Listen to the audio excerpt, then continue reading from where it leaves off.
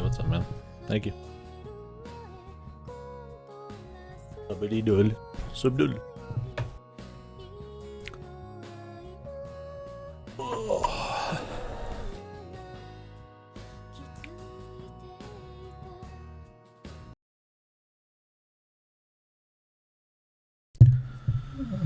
Gonna go ahead and let the people who cared know.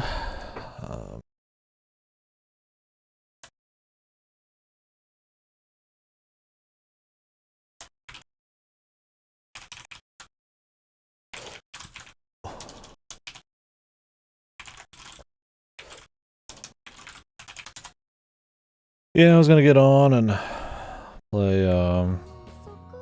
Neon White all day, but got caught up with current events. Not too good. I ended up playing a lot of UFO 50. I got a few cherries. Finished Avianos. Did Campanella 2. Did Mortal 2, and now I'm working on Party House. But I don't know, man. I need a wipe from news, dude. Holy fuck me. Not going awesome today. Let's focus in on the stream for sure. I got work tomorrow, so pretty short day. We'll come back, and as long as everything hasn't burned down in the world, we'll probably do some Neon White, focus in on it. But today we're gonna finish Scarlet Ball. Should be cool. I thought about just chilling today, but it's like, I want to do the rest of this. So shoot the shit about it. Good little mind wipe. Thanks again, Goto. Yeah, so when we left off, I mean, for the record, we had done Scar the Doll, the 1997, 2017 version. The game came out in 1999, which is a bastardized, when it comes to the production value, version of an RPG Maker game, which has a very ballsy story in a lot of ways and predates a lot of sci-fi VN tropes of the time, or of nowadays, which was cool, but I think it kind of ended there. It was neat that it had all that it was at least short enough that its weaknesses didn't overstay their welcome, but they were still weaknesses. So I was hoping moving into this that we'd get a bit stronger presentation, if not actually buffing out the story a bit. I got mixed feelings on that so far. I think it's better, absolutely, but I don't think it's good as it could be so far. I think there's still a lot of music, tonal whiplash. They decide to keep a lot of stuff in bad areas, and I don't know why. There is just better music, like this song's good, stuff like that. Keeping the sound effects is fine. Stuff like the jump scares like worse though, but then they made the other one better. I think it would have been an easy layup to just like, you know, make it more tense, have the visuals be a little bit spookier, have it just have a little bit more like teeth. But I feel like this almost more than the last one even. Maybe it's just because it's the second read feels, especially, yeah, I think the first 2-3 hours is just this way. Like, everything moves at a steady clip of like an event every 5 minutes to the point of like repetition. I think they just want to get to the twists, but they're putting in the bare minimum to like get the characters kind of out there. There's a lot of characters for a story that's like 5 hours long, so there's like at least like 10, right? This version adds a couple scenes so far that actually try to have like more like foreshadowing or character moments, which I respect. I think that's good. They had a scene with Ichinose getting combative with assassin guy, and then they had a scene where the sister girl was like looking at you. I think some of the character redesigns are good. She definitely feels more like younger, sisterly, not like somebody's grandma, but problem is it's still the same script, and it's not a problem on the translation, well, the new stuff, but it is definitely, it's more that I found the lack of character work, the lack of proper like setting building and like scene tension and shit to like really hurt the first one, and this makes like almost just like the bare minimum. I was saying yesterday, it's like a bandage on like an open wound, like a one that needs stitches. It's cute, but it's not like enough. But we'll see how they go forwards with it. There's a lot more like I guess tense atmosphere coming up. A lot worse song usage. All good. Yeah, I mean, I'll be shooting. I'll be talking for probably another couple minutes, anyways. There won't be any rush tonight. I don't. If anything, I'll do UFO 50 later, but yeah. So there's a lot of room for them to still do something. Maybe clean up some of the exposition. I don't think they're gonna like find some kind of like emotional backbone or theme or chord. I really in the last game the only theme I could even think of was that there should be ethics and science or something. There's not really much pull from it. It's just like a fun sci-fi the end twist thing. But yeah, I don't know. I feel like without the proper like tension, I feel like I'm in the place, and the weird stuff happening and the foreshadowing is like properly, like, it would be odd. Yeah, like you see somebody doing stuff, somebody acts a little weird to you, somebody's mean, but then they're like maybe not so mean. Like you're supposed to feel something, and it's like lip service. You don't feel anything about it. So it's really just the big moments. A shame they didn't try to like rework that a bit. Part of it's probably out of respect to the original. I imagine part of it's also that, I mean, then they'd have to write more.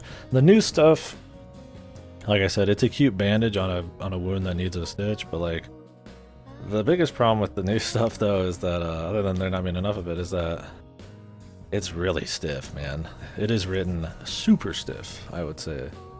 It is like 180 and how they're written. It's overwritten, it's super stiff. The original was melodramatic, but it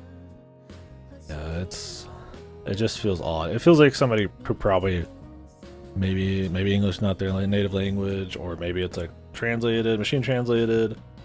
It's not how people talk, and not like the original was good at that, but like it was more a matter of like how much dialogue there was and how ballsy they tried to get with too many characters than it was truly like the prose. I mean, the prose weren't great, but the new stuff's really bad. So that's kind of where I'm at with it right now. I'm hopeful that at least they can nail a couple of the fun scenes. I still think the original's fun for the history, the context of it, but I'm hoping a remake kind of does a little bit more than that. I think at the end of the day, this will be better. It can't be worse than the original, but man, we're talking like marginal improvements other than like the visuals being like a touch better. I mean, how that's still like filtered photos and stuff, which I don't have a problem with, but there's nothing like really, there's no big dick swinging in this. It's very much just like there's some facial animations that are nice, but it's very little. It's very light for a remake. So. Right, that's my current thing. Like I said, there's a lot going on today in the world. So fucking just going head first into the fucking stream, dude. Won't be a super long stream today, like I said. Did a bunch of UFO 50 off. Alright, so we were meeting up with Ichinose. They gave kind of a let me take this off. They gave him kind of a, I wouldn't say antagonistic new scene, but one where he's like a little bit more sussy of her and a bit more conflict to try to, I feel like, make the relations, like who's a good person, who's a bad person, a little bit more out there, and then his trust of her to be a bit stronger. Conceptually, I don't think it's executed anyway. You can see what they're trying to do.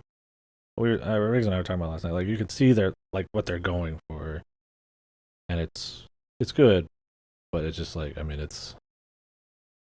what's a good, like a kid, it's like a 3-year-old trying to make a 3-pointer. It's like, hey, good idea, man, or something, but like he didn't get close. It's like it's commendable, it's respectable. It's like it doesn't mean much. I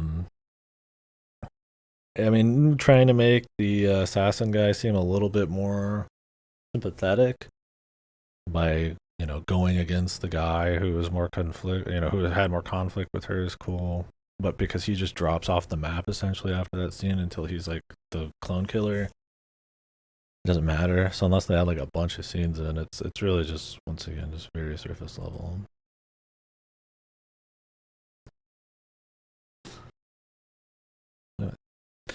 They do cut out a lot of extra fluff clicks and stuff, a lot of the adventure game elements. That's totally fine. I think that was all just a relic of the RPG Maker stuff. And I do think some of the atmosphere and the immersion would be better with an RPG Maker game. So you walking around the place, the simple dialogue, you presenting like stuff to people. There's a little bit more agency, a little bit more player control in an RPG Maker game, and that would kind of buff out the location, and you spend more time there. And it wouldn't be great for like script stuff. And I mean, once you stop doing adventure game shit, it really wouldn't even matter at that point, because I mean, this thing turns into a exposition dump for like 3 hours straight with minimal stuff in between. But like, I do think that would have helped a little bit. So it is a story that feels like it was a bit more made for that. And it kind of, I don't think they really bridge the gap a whole lot. But this one at least tries to get rid of some of the fluff, quality of life. That kind of adds quality of life. It didn't really like help the script any, but like at least it gets rid of like going to the convenience store and buying bullshit and all that.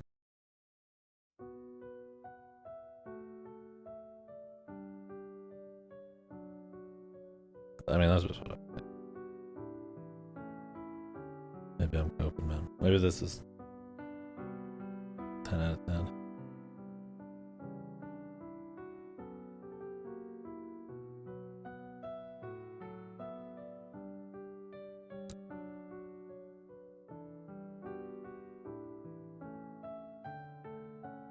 This does have a lot of like quality of life improvements. As far as VNs go, it's pretty much just like like bog standard compared to the 2017 version. It's like a diamond, but you can't save on choices. You only have 12 save slots, which I mean it's short. It's not a huge deal.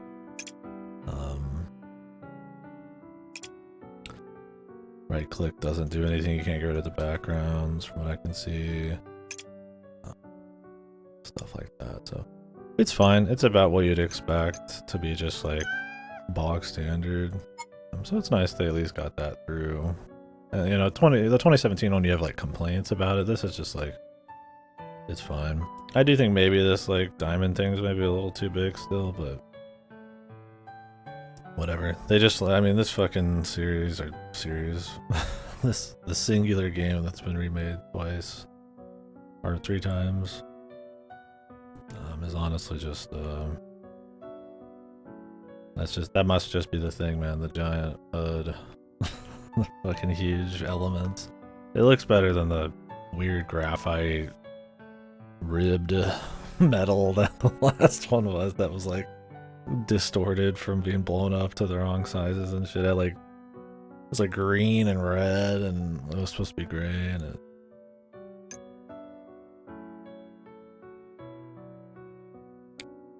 So I already had forgotten a lot of dialogue on the second pass, the first half of this, even though we had just done the first game. So if there's anything new you guys see, I'll shoot the shit about by all means.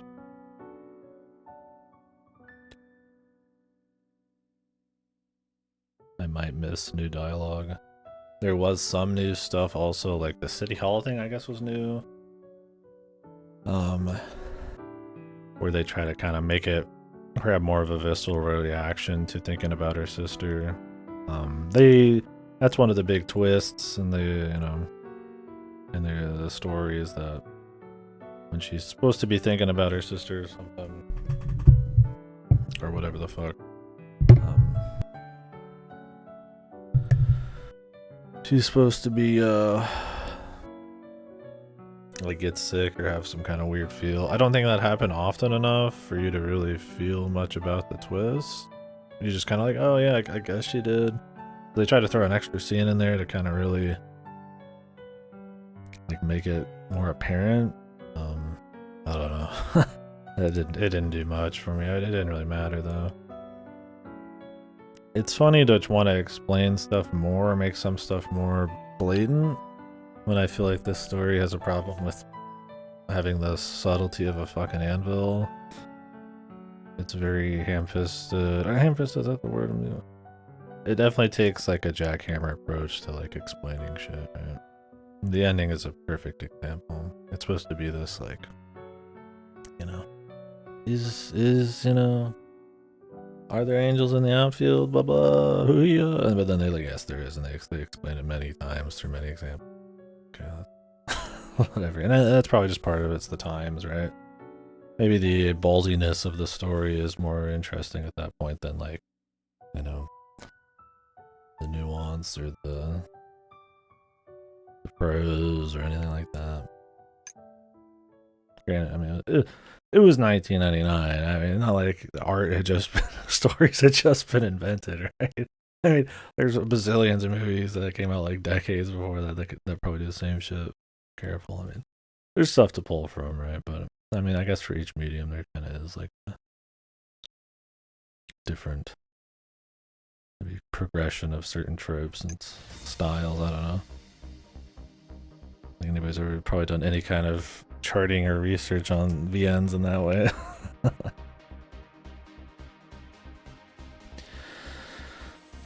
Oh, the music.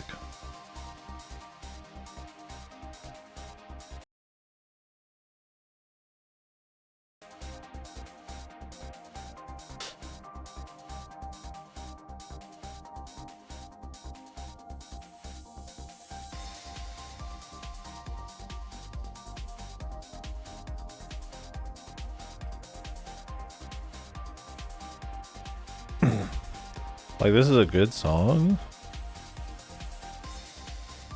What is it fitting right now?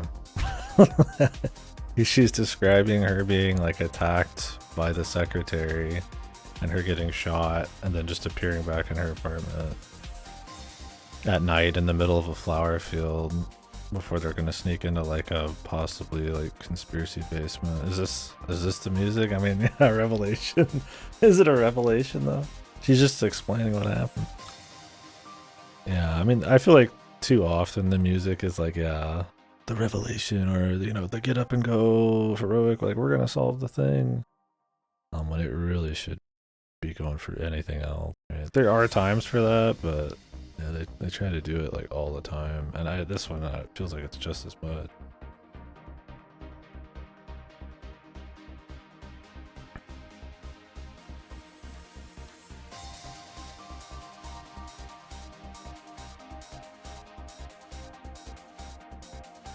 Whew.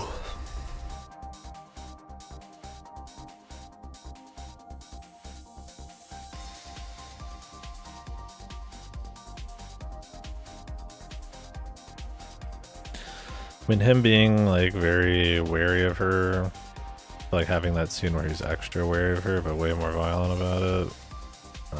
Not like physically, but more dramatic about it. I guess it helped here.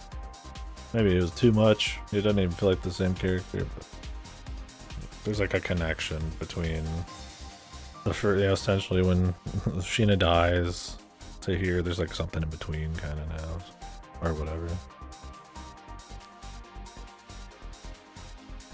I guess it was before that or something.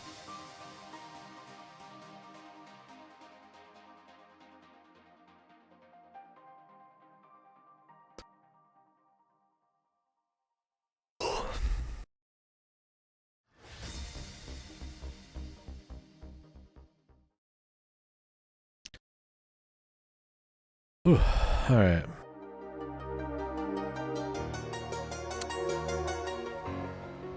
I wish there was like a Fraps in the corner where they just like recorded a PowerPoint slide with Fraps, and that was what this was.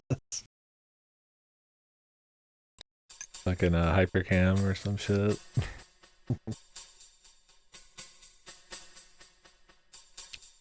I mean, at least the transitions are actually there and do their job. I think in the 2017 version, it just would like hypercut from like some kind of like text or some shit straight into to another like black screen and then to this, and it had like no grace.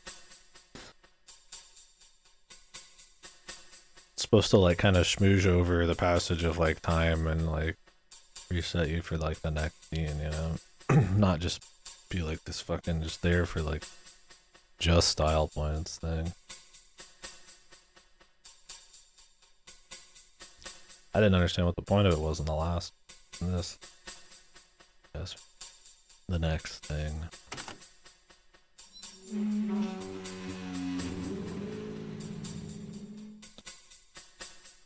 I will walk ahead.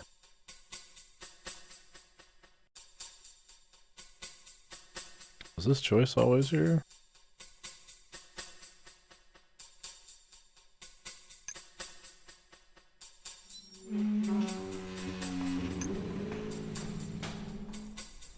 I don't remember it being here. Rainstoned. Going underneath the facility.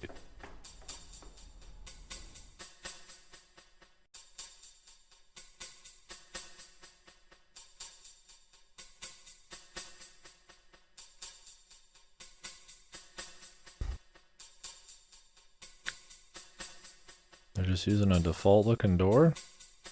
Even the 2017 version had like a spooky door. Maybe they're gonna have it comes.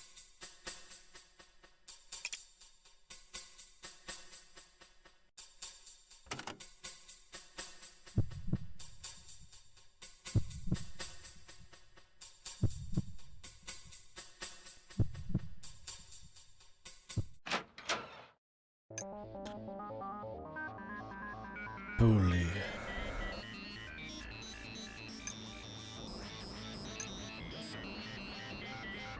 Can't save on choices. I mean, I could just do what I'm supposed to.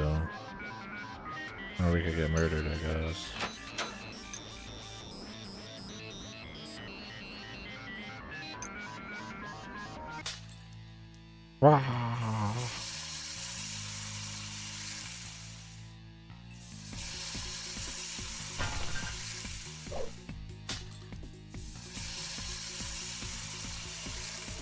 Hey, what's up, Sim? Just in time for us to die. Right. The kills don't look very different.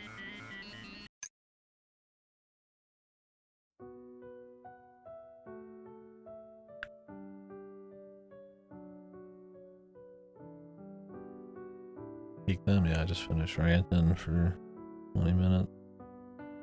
Just in time for peak. Now there's just a concrete door. What happened to the other room? I guess they're coming up. What did that say? I was a fool to stand by and let it go by. I'm sorry, I was running away. I was a coward to stand by and let it go by.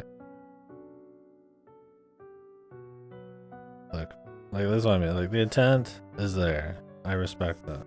Although this guy got a lot of lines already when he died. Maybe they cut some of that out.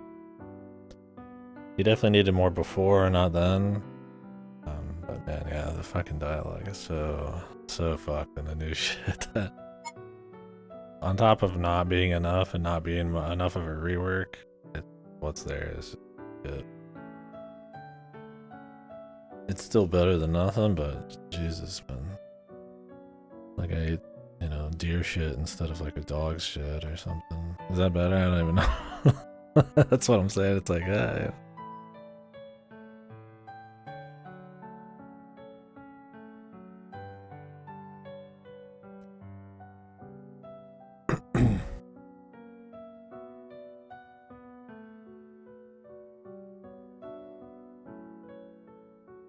Jesus, are we having a romance develop all of a sudden too? I was very happy. You are not a coward. And you are not an outsider. Not anymore. Or maybe we needed an outsider.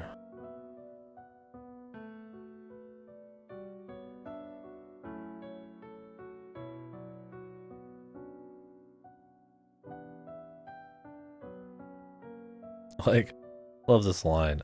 They've talked like twice before this, and that's maybe 3 times with the new scene. Like, it just doesn't mean anything, right? There's no meat there to like have this character arc. I mean, this is essentially like a hump. Outsider out of 10, yeah. Like, this is a character moment, like an arc, but like it just starts at the top of the, like, it's like a pixel before the top of the arc, and then the arc just kind of finishes, right? There's almost like nothing before the arc. he just has a character arc, you know? Who is this guy even, hardly? Yeah, it's... I could make up, I guess, a billion fucking ways to say it, right? But it's a bandage on an axe wound, man. I respect it. It's better for sure, but like, this story has the potential to do a lot more, right? We'll see where it goes, but they clearly don't have any intent to like really fuck. Like, they got this. Even these little scenes are held back by the writing.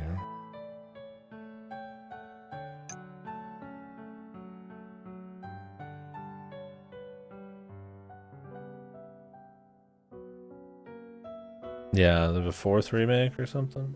Was the mobile port a remake?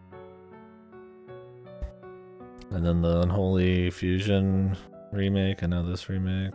We'll get it right the 5th time. Reboot? Scar of the Doll.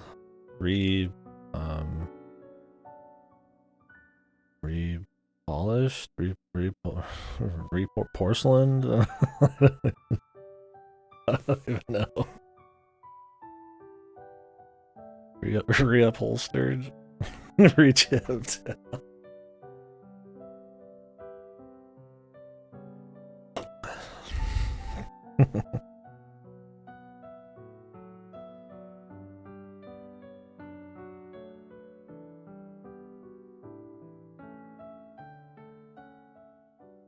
Restuffed. Oh yeah, the teddy bear reference. Skull of the Dar restuffed. Skull of the Dar? Skull. Reborn. Oh shit, there you go. Reborn as our own person, right? What's up, Diamond?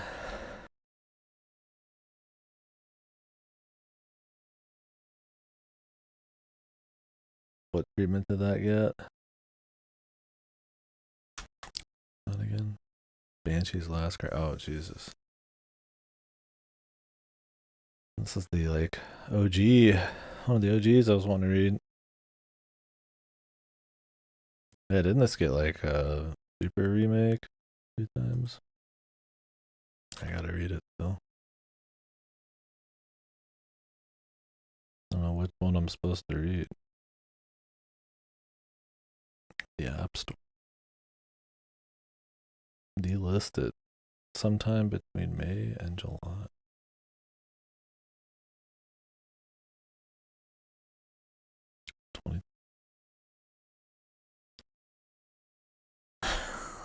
Yeah, there we go. We gotta have the proper full title.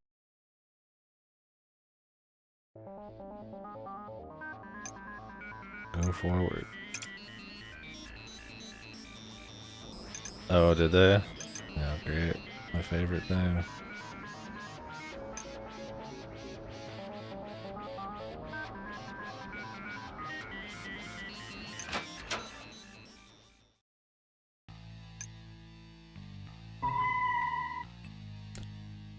Did it ever even get like a localization before that? 20 years later. Almost 30 years later. The hit game you've never heard of, Banshee's Last Cry, has been completely changed from what made it great in the first place. Enter the world of Banshee's Last Cry.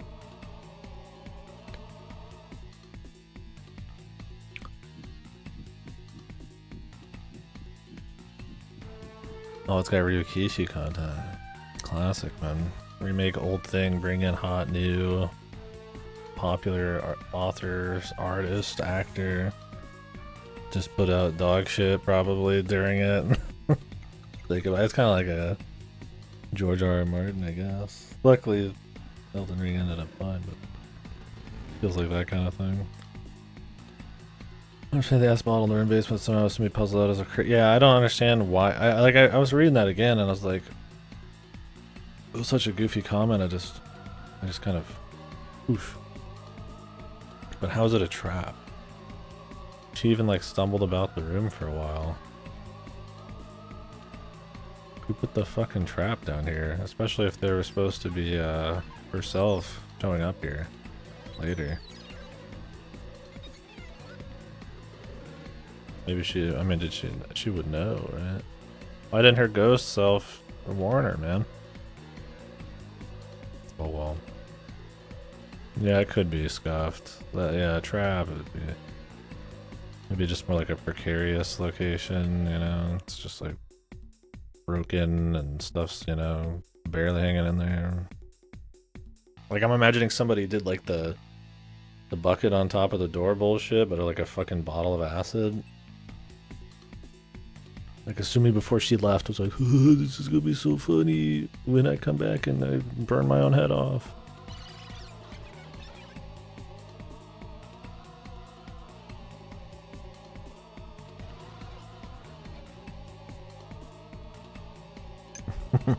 Greasy is pretty cool.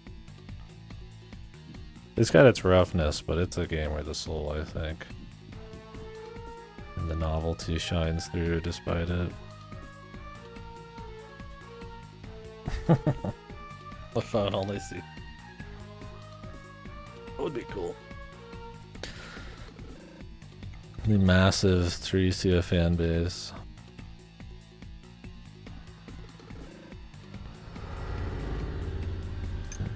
Made her less spooky. They even gave her like a big ol' fancy bed or fancy cough.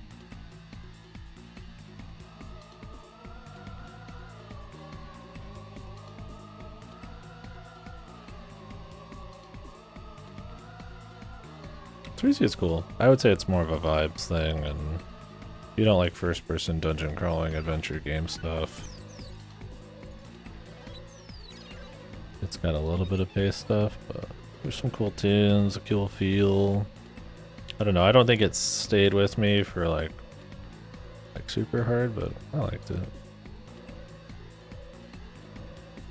It's definitely crude. It's not a like some hidden super gem.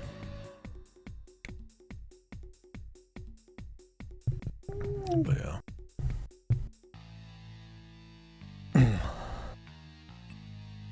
And why is she mummified? And also, she's not mummified. Her skin is like on her face, like perfect.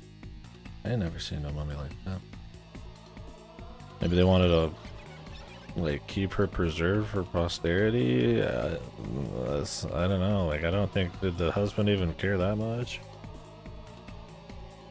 Maybe he mummified her for fun. Why not just make a rotting corpse? I feel like that would have been smart, like more spooky.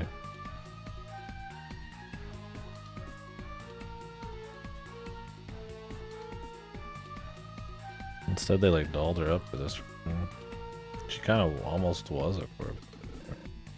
I mean she is a corpse now, but like she's like more corpse-like. I thought she was just fat.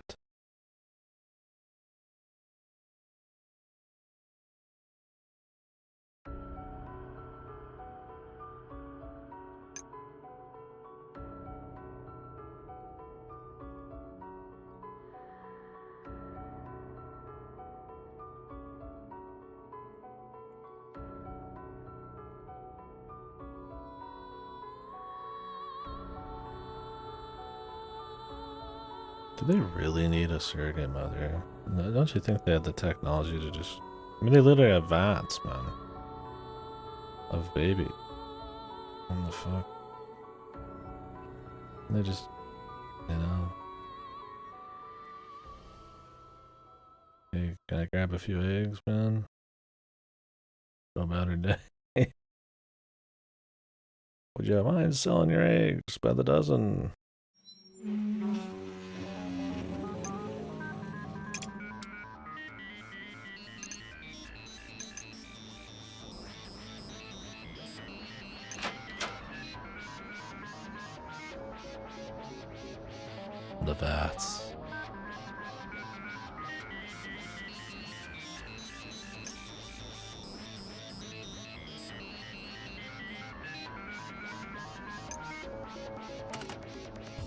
This door here?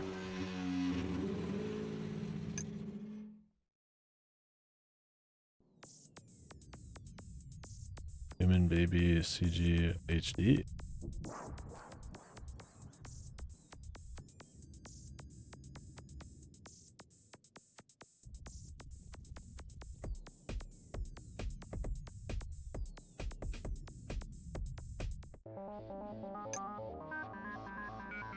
I will tell you later.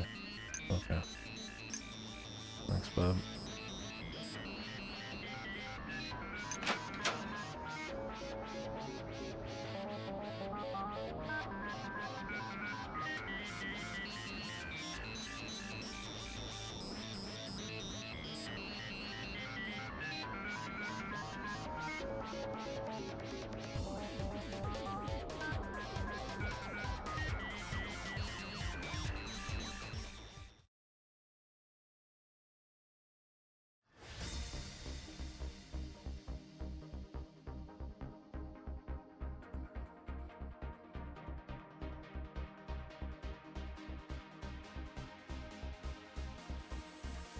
I don't know. Yeah, it's just like, maybe like, I mean, if you're just trying to make it so that some random person who walked down here, like, didn't see it, then like, pile of dust because they're gonna help much. Especially if it's got a blue glow coming off it. And it's definitely not good for security. And only 2 people can get in anyways. Why even set the trap? I don't know. Just to have a secret door behind some stuff. I think that was the only reason. Doesn't have to realistically hide anything.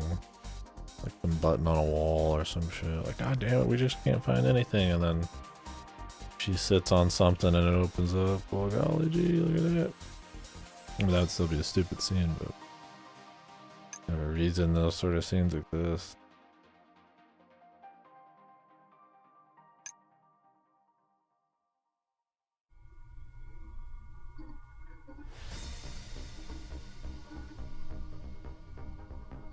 Yeah, pretty much. All just nonsense to get you there. I mean, it's fine to have stuff that's just not meant to be thought about for fun, but you know, like a pseudo slow burn mystery thing. But and it wouldn't hurt in this situation. I just not have it be goofy.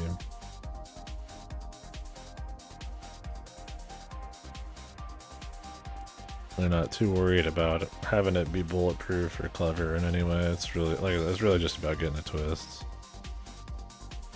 Yeah, I was thinking about Sekime. Sekime would never.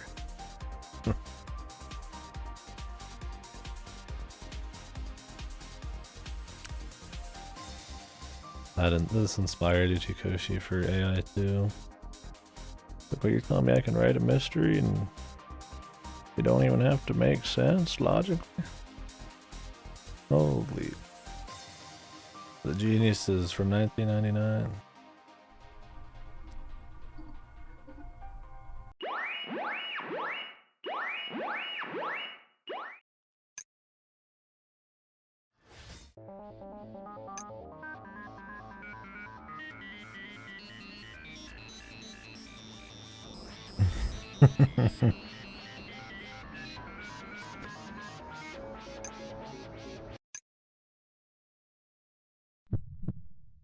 Oh, the lab.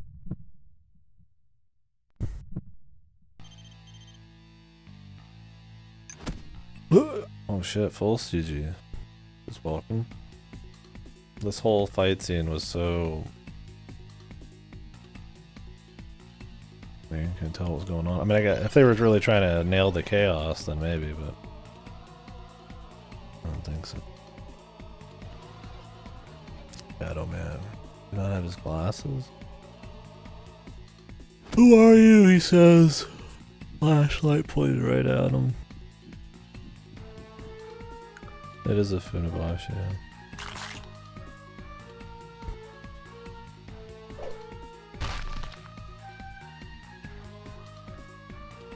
Because this is just a, this is like Danganronpa, man. They gotta keep it mysterious. And he rolls up his sleeves for a kill. Here we go, man. Time for the dump. God, it just happens so quick and is over in 2 seconds. Just rolling around with the uppity music. Oh, I'm stabbed, and then we have like a 10-hour death scene.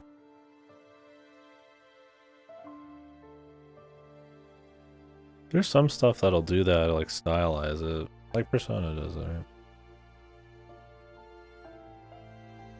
There's like there's clever ways of doing that shit, and then there's just like just doing it, right?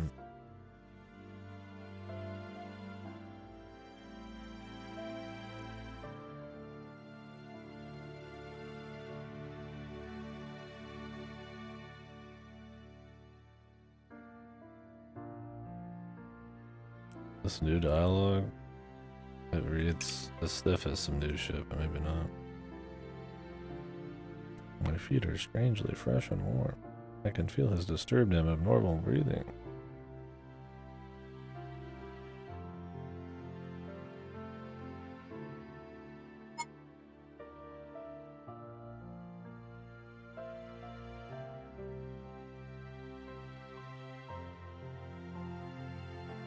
It's kind of not cool.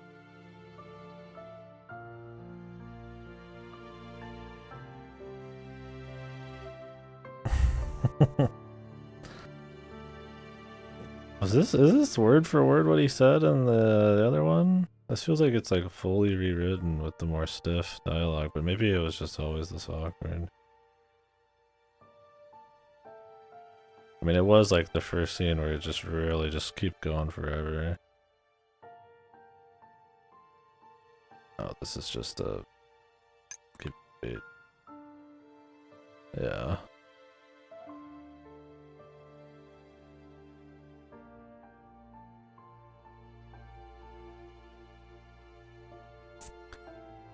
I noticed your injury. I will go out and get stabbed by someone who is waiting for me. Wow, thank you for explaining his motivations in lieu of having actual, like, an understanding of a well-written character and me, an adult fucking human being, be able to, like, empathize enough to understand why he did it and be more impressed, right? Instead, we gotta have that blunt force explanation. Yes. Thank you.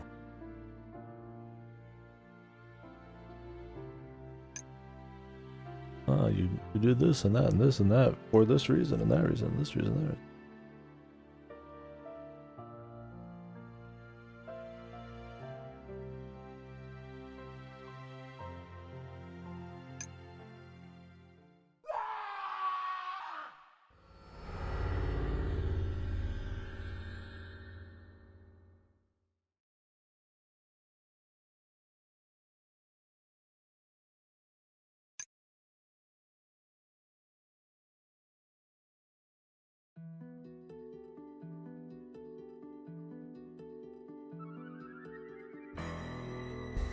It begins properly. The mind control, the touch, the cell phone button. Boom, speed dial. Mind control.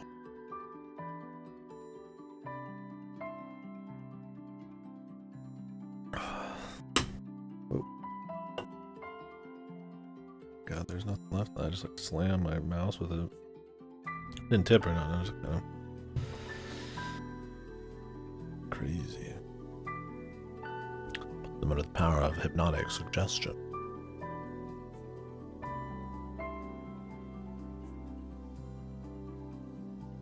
Oh, was there a religious comedy? They just kind of shit stuff out like that.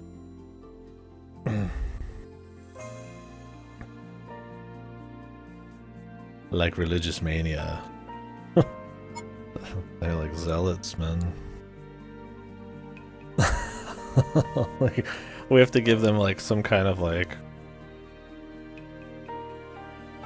you know, example so you can understand, right? What's the closest thing to mind control we can? Like, I guess religious zealotry. Alright. Could've went with like a cult. Could've went with like, I guess whatever. Yeah, I mean there's probably other options, but it's kind of funny. Gotcha, yeah, he should have brought up the god.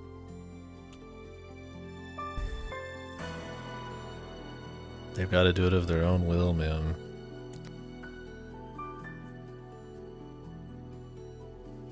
Scar of the Doll, gotcha. What the hell would you roll on? Different teddy bears?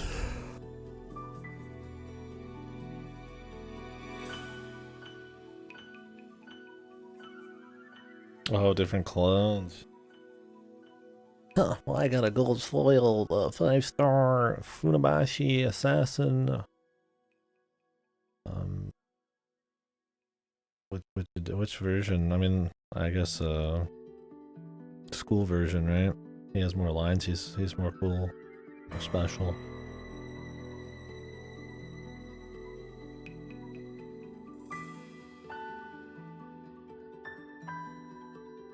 This is such a fucking awkward ass scene, dude.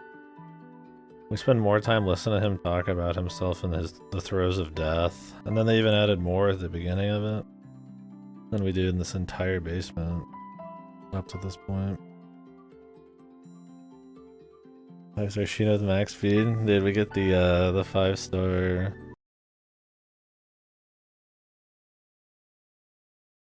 Five-star Tanabu. He has the ability to disappear from the fight at any time and reappear for maximum damage. I need like a reversed version of that for this game. Since he's fucking he got cut. Yeah. Like, I don't know if they just didn't... Like, he didn't have that much in the first place, so him just being dead and being seemingly a sympathetic guy, like, I mean, did it really hurt having him there? I guess they figured he was so small, like, even drawing a sprite wasn't worth the money. Same with the front lady, and it's like, that's fine, I guess. The best meme characters, they burn the brightest, they burn the hardest, man, and they're gone before you know it. I'm kind of skimming this since we've read it before. Probably read it more closely, let the production value sink in to the scene, but these exposition dumps and all that kind of shit, they really drag at times, despite being funny. This one especially. Because you're like, I don't even know this guy.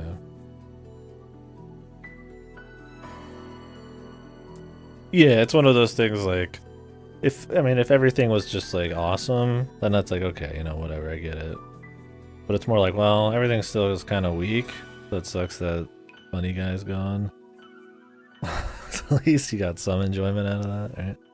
Not that I don't enjoy it at all or anything like that. I mean, I do think this remake could have been a lot more, but... And somehow still misses the layups, man. I feel like we're such easy points from 2017 version. Like, other than like the obvious shit, like better sprite and the quality of life. Like in the writing and the tone and the music.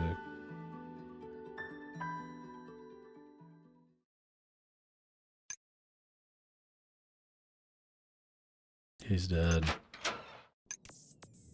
But yeah.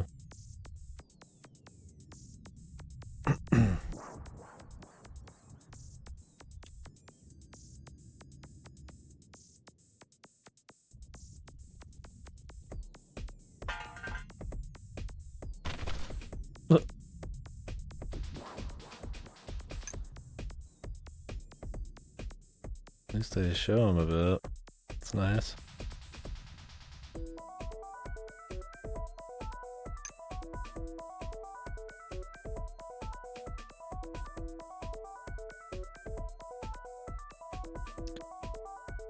Yeah, I don't know how they didn't hear a gunshot. It was like a super advanced, ultra silenced gun. Or maybe our guy pre-screamed so loud. The gunshot somehow is masked.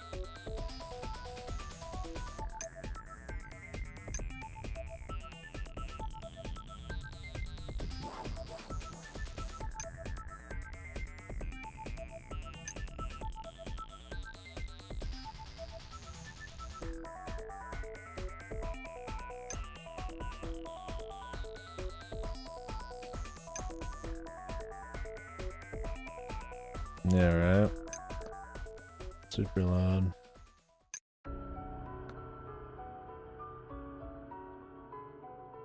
It's because he's the wild card, he's crazy. Nobody expects him. Nobody expects the old man to actually be the crazy wild card who lives underneath the town in a garbage dump.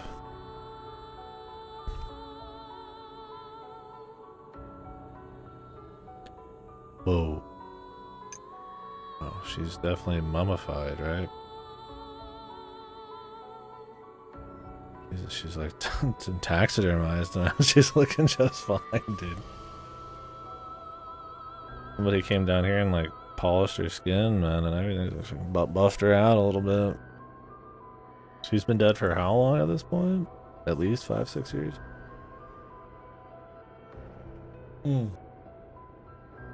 More than that, right?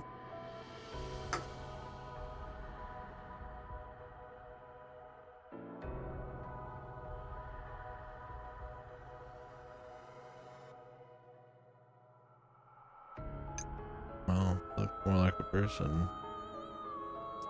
I mean, she looked like a corpse before, which would probably fit better, but rough.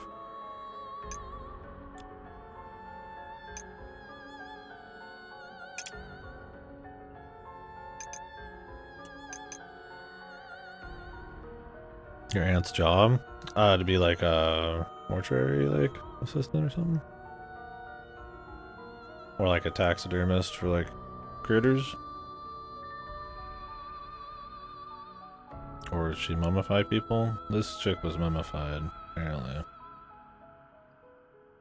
I think no matter which version, that'd be a rough job. Yeah. Mortuary assistant, yeah. That'd be intense, man. Especially if you need to deal with the families. A lot of respect for people who got the nuts on that one. It takes a particular kind of individual to do all that kind of the super dirty work too.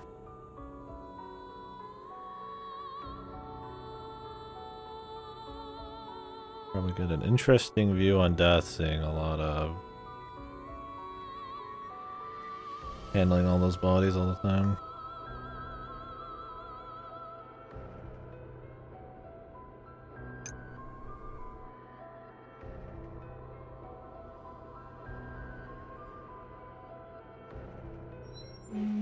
This mind reading door. Whatever, man. it's at least like funny, awesome. Alright, we're moving into the territory outside the super exposition dumps. That's just like fun, awesome, fun, goofy, even though they don't make any sense. And this door, it's like not a huge deal, but it's like one of the most, like the biggest ass pull like contrivances, dude. Just to like make it so that nobody could be in here and do anything. They like, how could we make this as, you know, bulletproof as possible? Like they could just drill in from the top or something, right? Like I mean, it's not even like that crazy of like a concept, but we have an empathetic door. I could smell the fear on you. Mind control door, or the mind read door.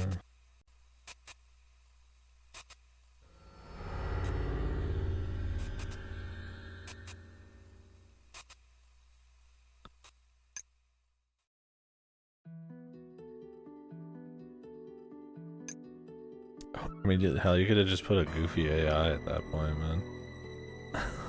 Like, whatever.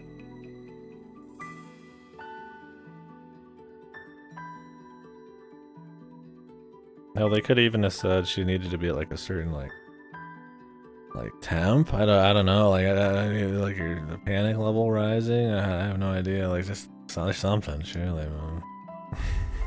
But I think there just could have been a better thing. Like maybe it locks her in there or some shit, and like only she could be in there. Like the whole room's got like you could just detect people, so like locked it behind her so that only she can go in, and gives her a way out as well. I don't know. Anything, man.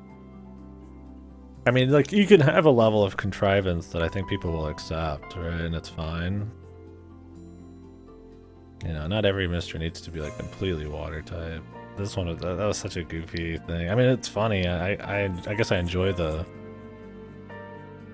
funny factor on it more than I would have liked it if it was just serious.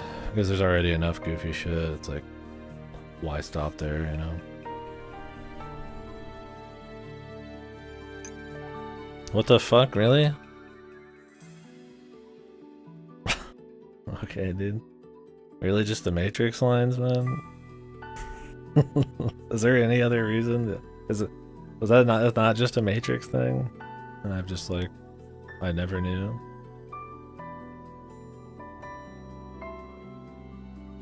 Yeah, but like, this is like full screen, like Matrix, man. Like, it's just full out. Wait, right there, the woman in the red dress. I don't even see the numbers anymore. Yeah, it's just out of nowhere. Goofy.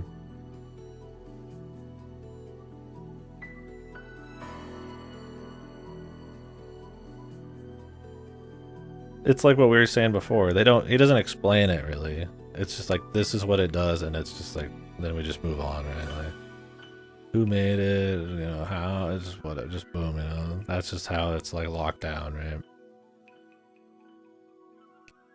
Yeah, oh yes, the free will door, and then we just move on. How else will I explain that only she can come in here by choice?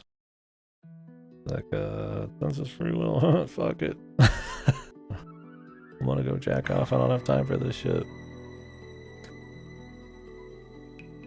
I gotta move on with my melodramatic bullshit on the ethics of science. Oh, the fifth report's like so long, and it's mostly just full of like sob story woes me bullshit, man.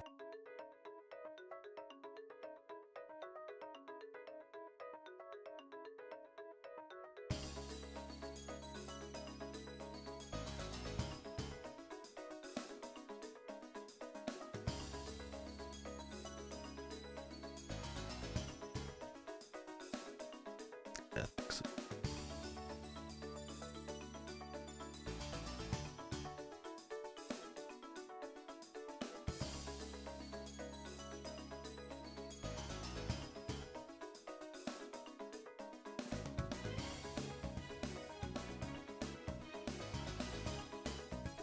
Once again, this is supposed to be an insanely serious situation.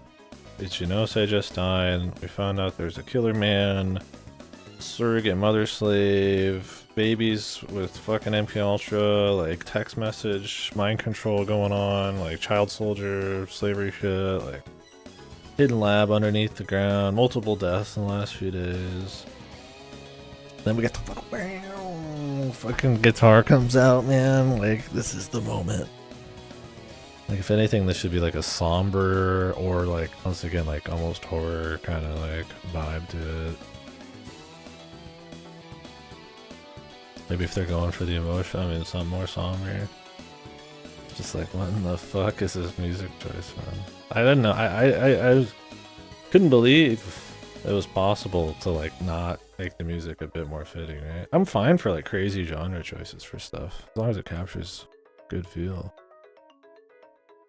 This is just like nonsense, man. It's just completely random. It's supposed to be like we're discovering the mystery music, but like it has no sense of the context of what's been going on.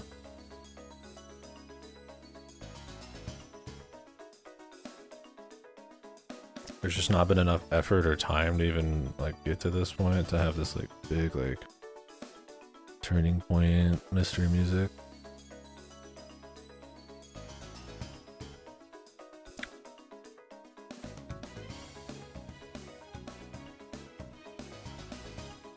I believe that all humans won't understand the structure of humanity. I'll just settle for a little bit more time playing video games on Earth. That's, you know.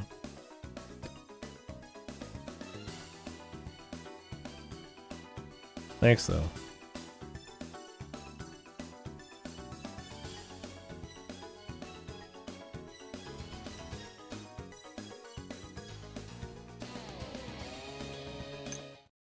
To play. Bringing back the fucking trance song, man. Oof, oof, oof, oof. Yeah, exactly. I think it's if you want to get behind the intent, yeah, just look to the music. Like I said, the beginning it's not totally bum rushing through everything, but it's definitely not too worried about building the characters, building the setting, building the atmosphere, tension. It's about getting to twists and like revelations and sci-fi shit in a way that it still like works, even just like a very like an elementary level, like. And then just the music's the same, man. Like it's all just hype reveal music. It's all just crazy, like, you know, not heroic, but you know that like, you know, turnabout. We're gonna fucking, you know, oh, we found the fucking thing, you know. I mean, there's like scenes where people die and it's like melodramatic and stuff, but yeah, it's so focused on the ideas. And that was kind of my problem, is it's like ideas are cool. There's some stuff that can get away with just ideas. And for its time, I mean, those ideas, I guess, make it even more impressive. But there's things that just have the same ideas as something else that are like way better. Or have less ideas that are just executed better, right? And I think something like 20 plus years better or later, it's like, I'm not saying storytelling is just improved, but I don't think you can get by on just the novelty of it. I mean, maybe it's improved in some ways, right? There's a, you can make an argument on, you know, and ups and downs, but yeah, just like damn. Especially in VN, there's at least more really good stuff in VNs, right? That it's tough to like look at it and be like, oh yeah, you know, it's, damn, they just got me on the twist, right? What is something that just gets you on the twist nowadays in a VN, right? That the execution's like pretty piss poor, but like the twist is just thick and it saves it.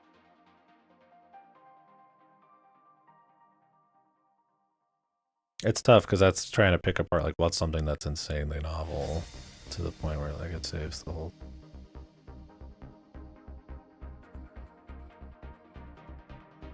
I think something shorter, it works better. That was my thing. It's like maybe this should have been even like tighter and shorter, right? I was bringing up the Twilight Zone or like a Tales from the Crypt episode or something, but like it almost could have been like that. Like it's too much for the length.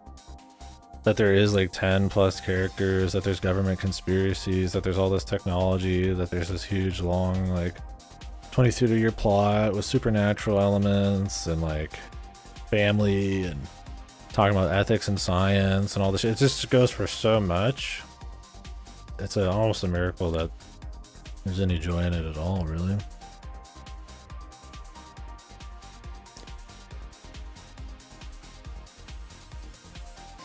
The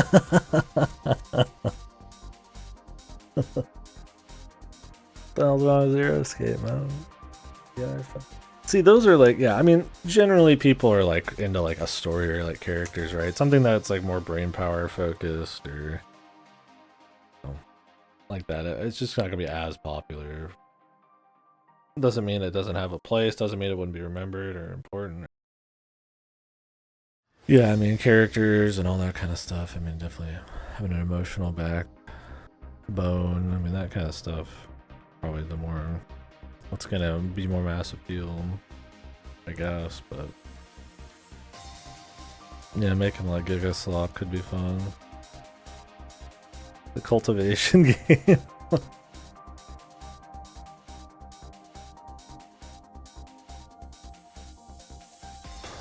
I mean, I think ZTD is beyond salvation for sure. VLR, it doesn't have the atmosphere or the pacing of 999, but I still think it's a fun time. And I don't mind the gameplay. I mean, I agree with your rating. I'm not rating your order, but yeah, maybe not the extreme. Just on VLR.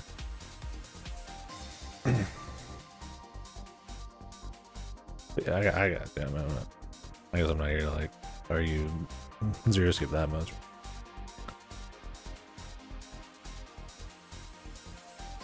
Yeah, that the track changes multiple times in this game.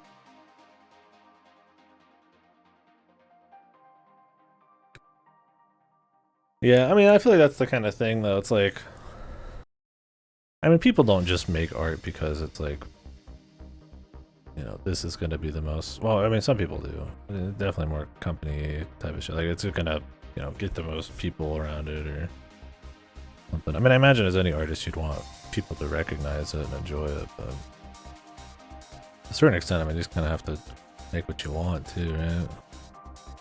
Hope that you do so in a way that's like cool enough or good enough that like, you know, the people who care will find it. Or it's at least like could stand on its own over time or something. But yeah, I got you. Make Giga Slop. You could do the Kamiya strategy. Not Kamiya, Shinji Mikami. Was it Shinji Mikami? It was the one for them, one for me, man. God Hand was this one for me, and I can't remember what was the one for them, man. Something that was more like company kind of contract sort of vibe. Put out the Giga Slop for a buck. Then put out the Kino, man.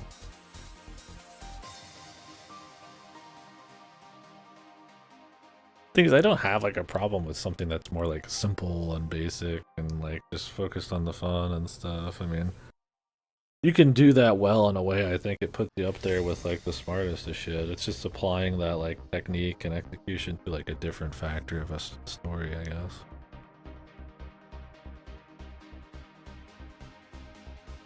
Like just being like a clinically super smart thing, I mean, can be enough for sure. It just depends, I guess, right? I just feel like when it's something like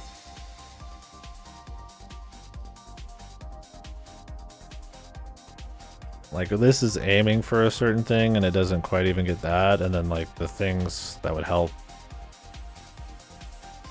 like carry it, like, you know, maybe if it had a little bit better atmosphere and characters and stuff, it would at least help carry some of the like more crude but like fun twist stuff, but like it doesn't even have it, so it's like it's pretty much all on the twist shit. And I mean, at this point, you know, they've all been done, but I mean, that's kind of what's fun about it. Less in its own right, more as like a historical thing. What's up, Frizz? Thank you, buddy. Welcome back.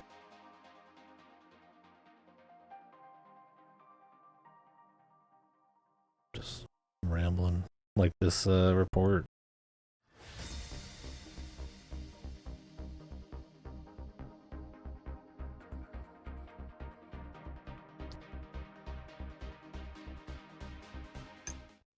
I mean, I get what you mean in a sense, where it's like more like, you know, maybe the average, the average game players can play like a few games a year, so there's a certain like level of, I guess, like having like a feel or like a standard that's going to be a little different, and not in like an elitist way. That's just how it is, right? Like, you've never seen a movie, Boss Baby's your favorite movie kind of thing. So, so in that sense, I could definitely be like, damn, you know, that sucked. But being that like one of the 6 games a year would be, I feel like For some people, maybe you just end up making your game of your dreams and still end up being the one of the 6 games a year somebody buys, but more likely than not, it's gonna be more of like a niche. While you're still allowed, oh shit. Are they taking away the Prime thing? And thank you. Thank you for using it here.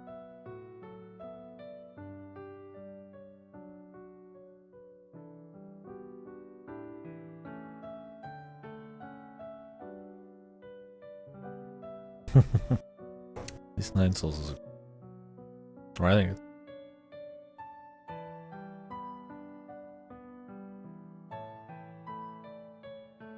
Now we have the sad music. And like 5 seconds of the other song. You don't count my pause.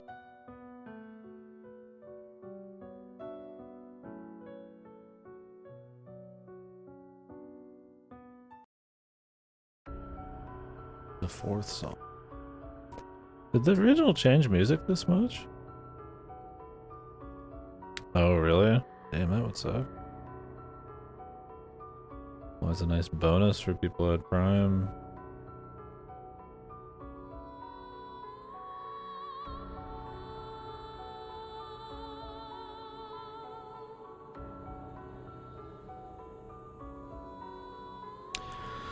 They'll cut everything eventually and mid-max it into the ground, man.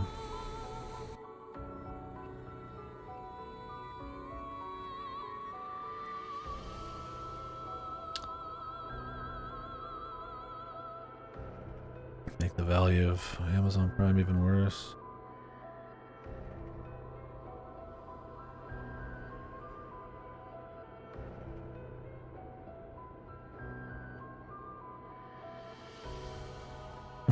Yeah, right. Yeah, I mean, I don't know much about it, but there's more going on than just making a buck, too. It's a social platform.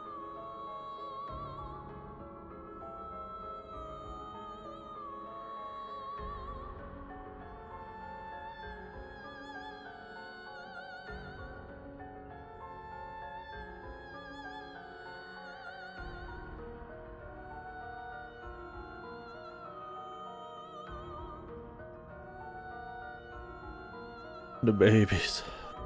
The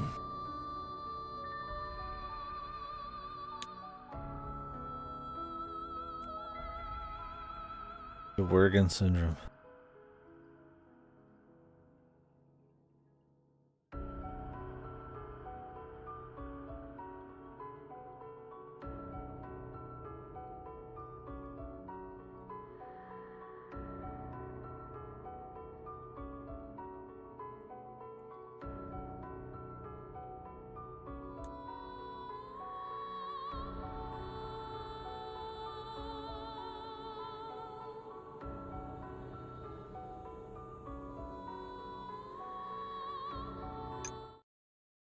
Is there 6 song?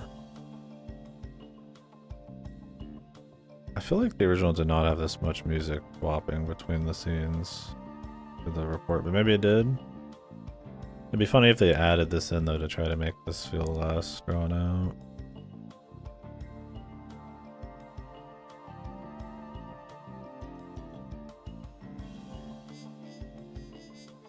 Yeah, I don't understand. Was there like a politician named Aso? They're trying to like not bring up. I don't know anything about Japanese politics other than that guy got assassinated.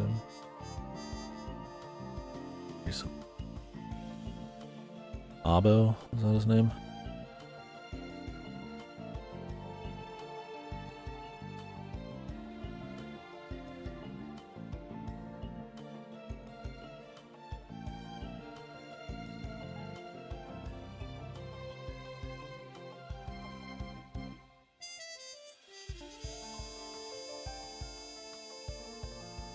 What was his name?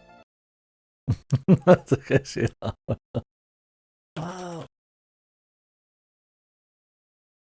What was his name? The Japanese politician. Oh, Shinzo Abe. Might have been a Abe. The have sex guy.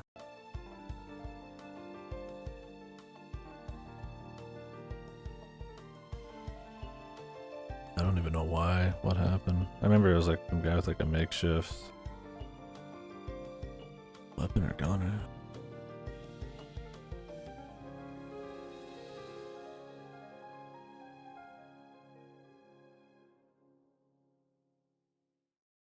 Strabo, get down.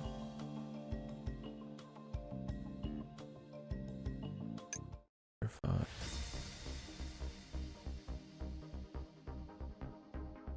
So why did the Shinichi not want to do anything when he literally just shot a man for her? He's like, Ollie G, I don't feel like doing anything. He just committed like full-on murder for her already. I mean, I feel like he'd be all in, man, at this point. Wholesale, dude.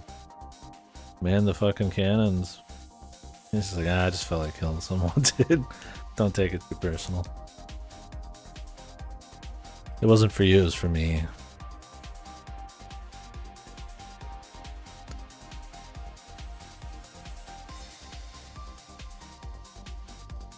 Yeah, he cares about her, but he doesn't care about her enough to, like... I guess he only cares about her. He's always trying to get her to not be a part of this, I guess, is the idea.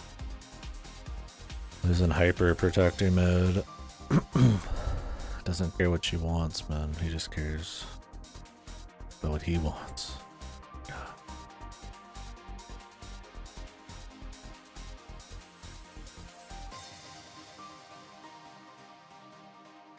Acknowledgement of the Academy. Yeah, I'm glad they don't like over-explain him. There's something there you can draw on. Sometimes it's fun putting it together. It's not like it requires a whole lot of thought ever, usually, either. I mean, some characters, they're an enigma you have to kind of like dig into, and that's fun too, but like, you know, people want to have to take a step, right? They don't want everything just told to them, and there's either cleverness or realization, or, you know, it's like having agency in like a game like that. That process does matter. So when it's like over-explained, and I mean, appreciating subtlety and like the craft of things, right? Like knowing what doesn't need to be there and keeping the pace up. It's like, I feel like people appreciate that, even subconsciously. Not that there's not room to over-explain stuff. That's fine sometimes, but this game definitely does it.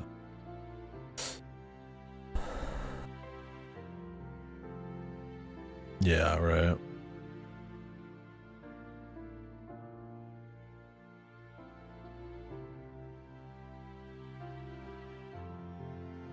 Mm-hmm. It's like you can tell when the author actually was thinking about something, and then everything else is just dropped off a cliff, yeah.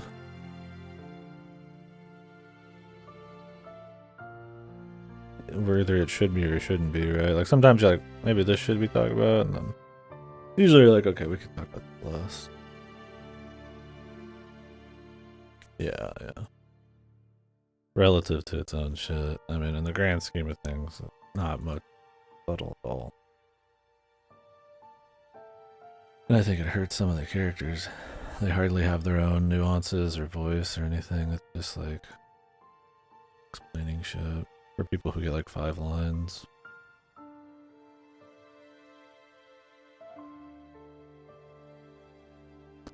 Like, I think we see less of Sheena and more of her talking about Sheena in her mind or in these papers or in stuff like that. Right? I mean, that could be an interesting story too, like you learning about someone you don't know through stuff later. But I mean, you know, there's still like a way to make that interesting.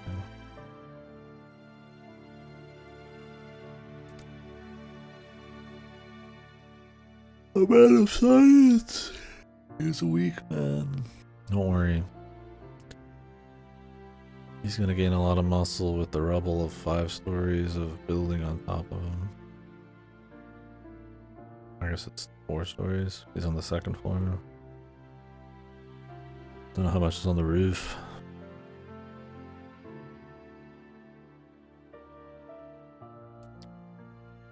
Wonder if they'll buff out the conspiracy evil guy that her sister's a part of. That was such like a it just cuts into it and cuts out of it and it's over in like a flash. That it just almost felt like it shouldn't have been there. Or just completely needs to be padded out a bit. It's just like, whoa, twists and conspiracies, and now I need to get rid of it. Oh, she's.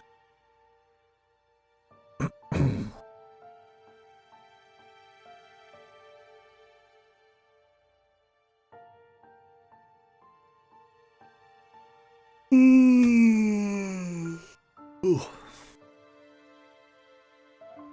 To God, scientists with faith.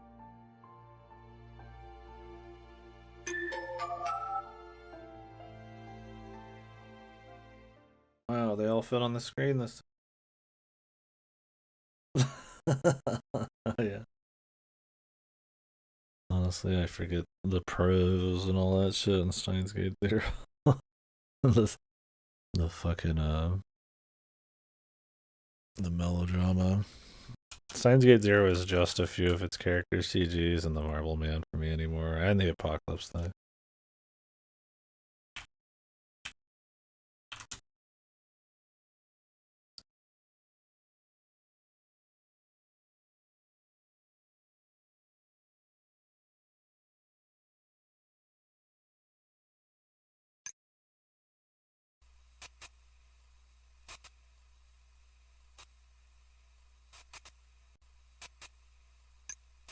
Goodbye, white t-shirt lady.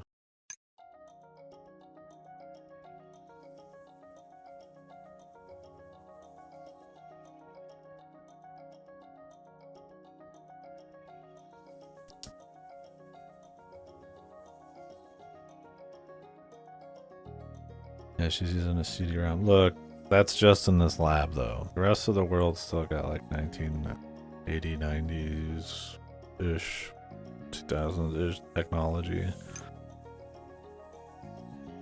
I don't remember when CD-ROMs fully used. What the fuck was that?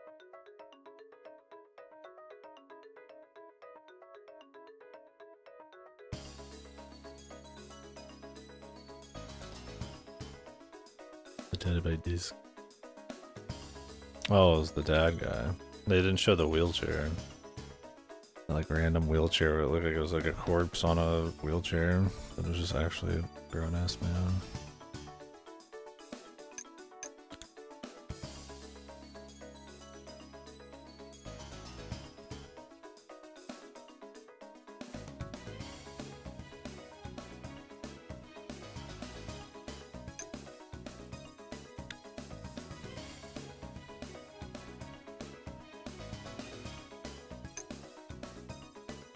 Where's our guy at?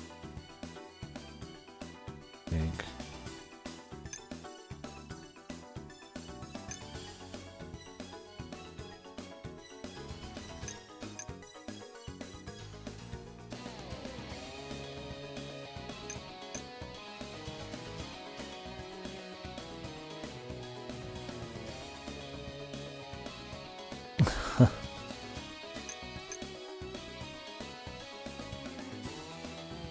I'd rather them guess and get it wrong, even if a little bit, than pull the fucking science adventure and be like hard attached to like current trends. Well, I mean, I guess they do make predictions and shit like that.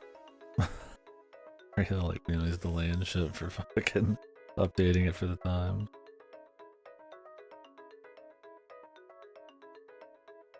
Physical media will never die. Yeah, the tablet.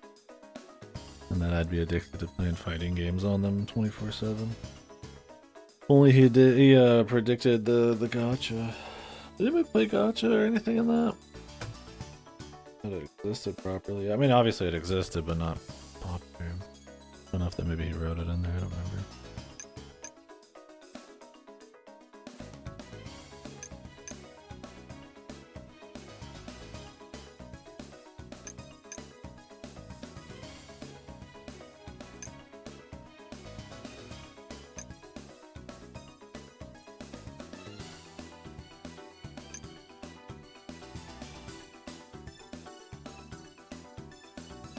Apparently we didn't know who it was yet. I like how it very specifically says a 20-year-old could look like a 60-year-old. Like, oh, thank you. Look at that.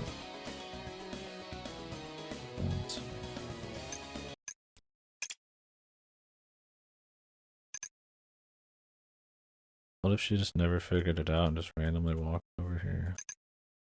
Would he be like, huh? Figured it out.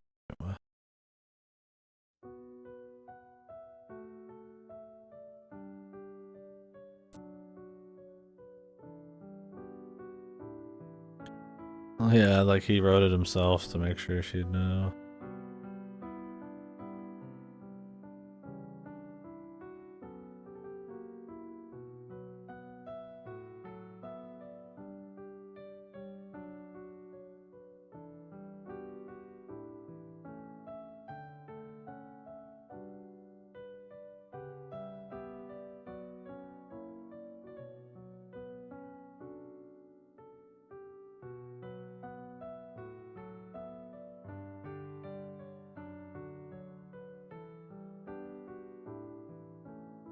Impossible, he says, despite shooting the man to try to get her to... I mean, maybe he thought she'd just walk away?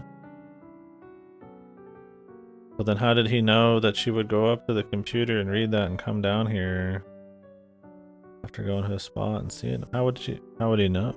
How would she know? Or how would... If he was just surprised that she had the 5th report, then... Wouldn't it be implied that she would have to learn about Shinichi and his Harshbarger or whatever the fuck? Why is he surprised here? Doesn't make sense. And the whole implication is that he knew she got through the process.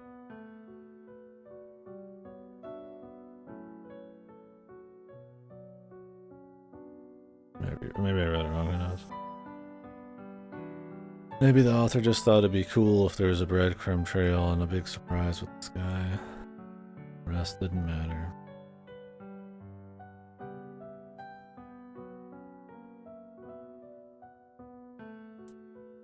I love that they're like standing chest high in the fucking like the flowers, because the flowers like come up over the front of them. Like snakes in there and shit. It's like, why are we in the flower bed? Like in the flower bed, man? There's like clearly like concrete 2 feet away.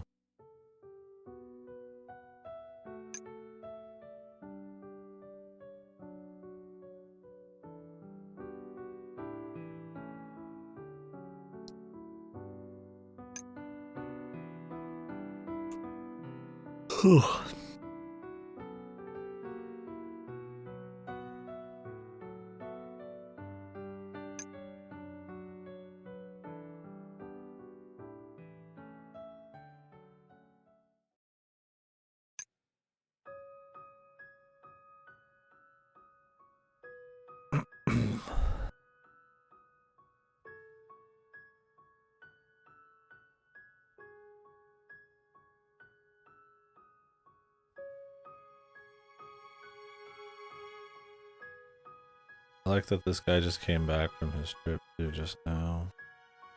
He's ready to blow this place up right when we walked out of the fucking door. Did he just know about the plot?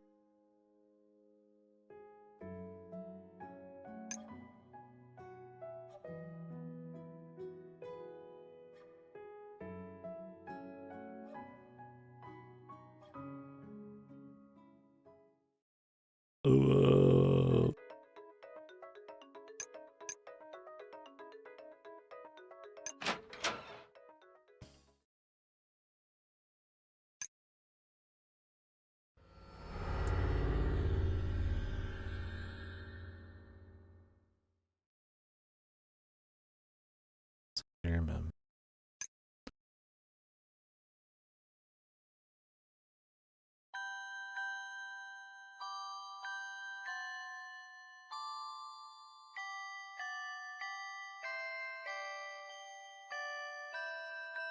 Time to be murdered.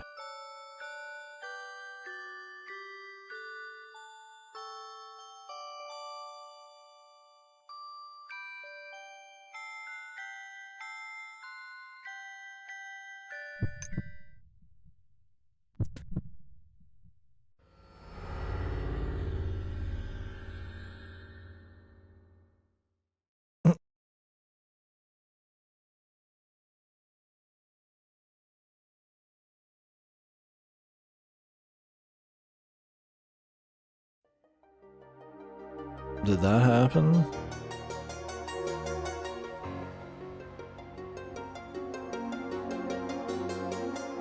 Yeah, that happened. I'm trying to remember because she just keeps coming back here. When the thing where she gets, where the room blows up happens, but that's after this shit. Because she goes and finds the evil politician and then the whole place.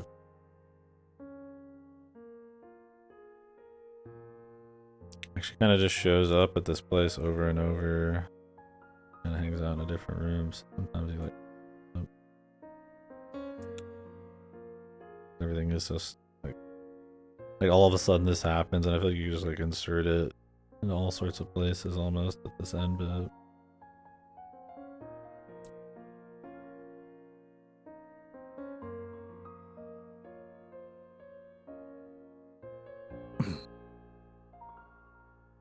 So they gave this chick one extra scene in the game. Otherwise, she's really only spoken a couple times.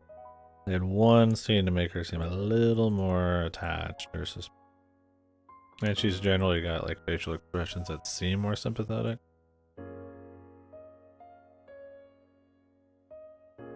But the thing is, she was so clinical and like lame business lady conspiracy like in this whole scene, the last one, that like she's just a boring character. I mean, it's kind of cute that she like remembers this. It's more of a cute idea than anything.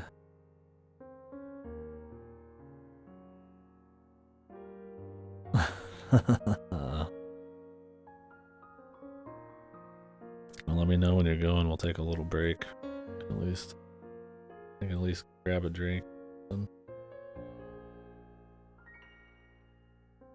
Soften the blow of losing all the Kino.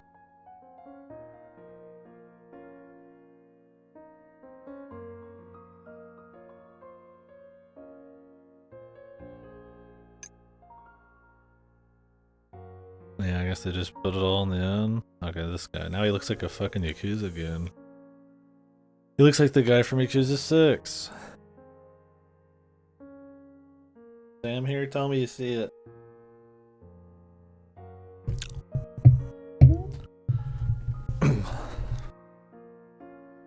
He looks like the old dude's right hand man.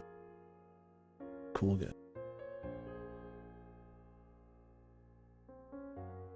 This guy's not a cool.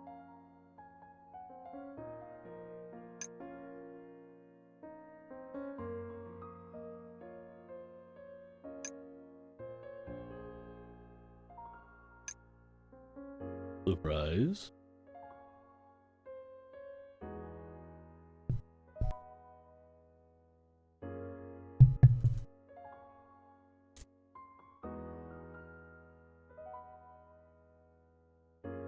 Okay, he took the clone from that. Still raised.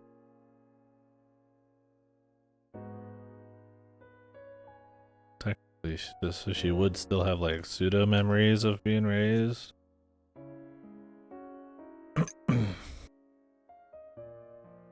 If she died, he just made a clone of her. Oi, my daughter.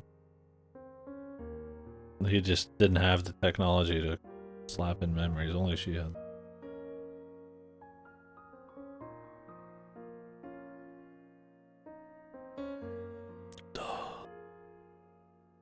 Like,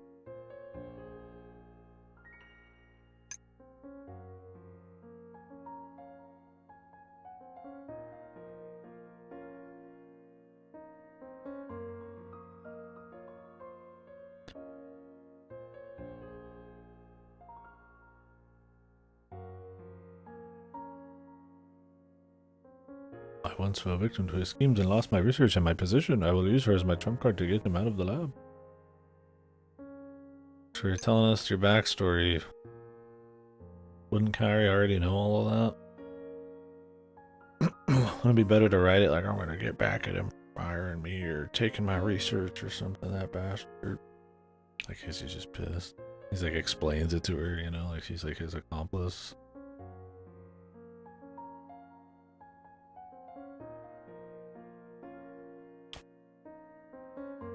My favorite kind of kind that's purely for the fuck reader.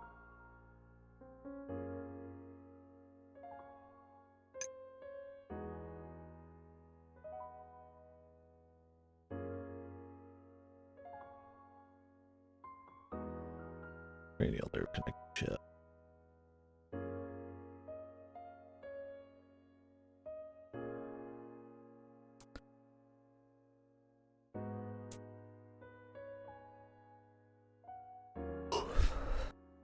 Your original form.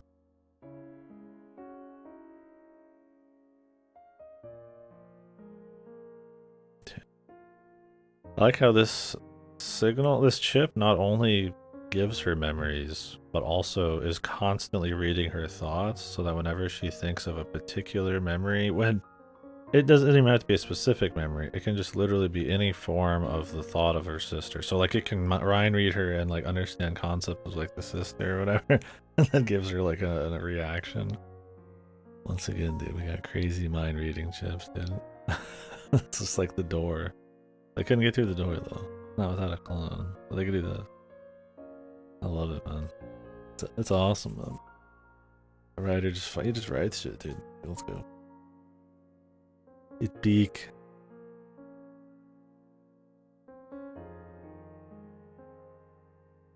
Super contrived. Whatever, man. Whatever seems the most epic.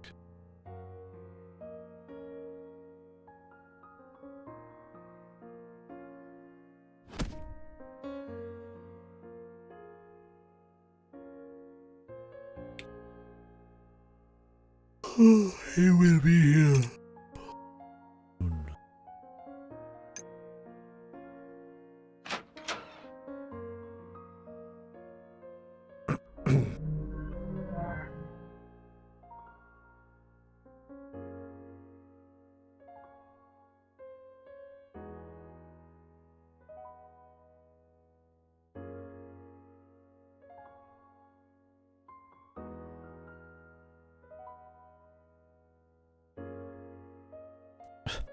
This is such a goofy. God, on the second pass, the exposition and the contrived explanations for everything. it's so awesome, but it's so bad too.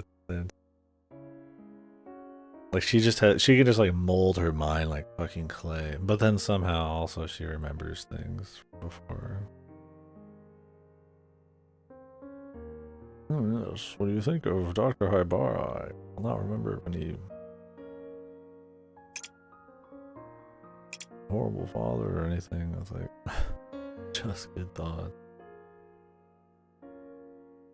Yeah, just super back. Like I said, the rest is just. I wouldn't be surprised if he wrote everything from the fucking like fifth report and on, and then he came back and tried to like slide a little more in there.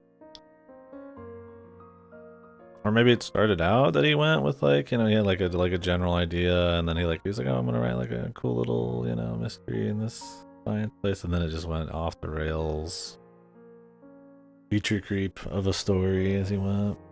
There's gonna be like, she's gonna be like a clone. There's gonna be a secret underneath the lab, but then like there's a clone, and then like, you know, maybe there's gonna be a government conspiracy, and then maybe you're a clone, and then there's angels in the outfield, and like the scale just keeps rising. They're gonna blow up the whole building, and it's gonna be crazy.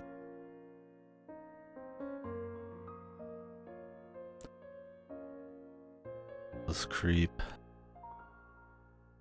Yakuza creep.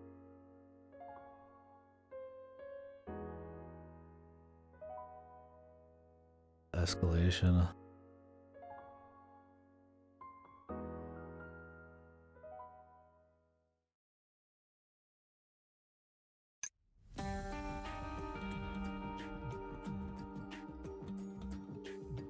They explained all that real quick. They walk away. conspiracy breaks apart. We barely know this guy, and then we're just right back to business, man. I can't believe how quick it is.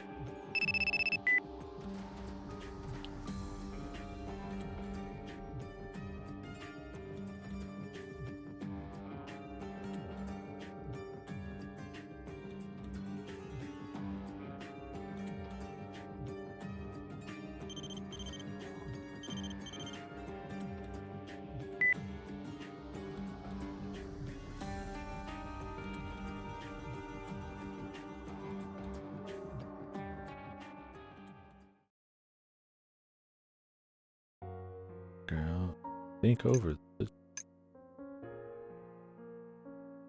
I kind of want to see the clones, man. I don't even know if this quick save works. I don't know what it's quick save. Separate slot somewhere.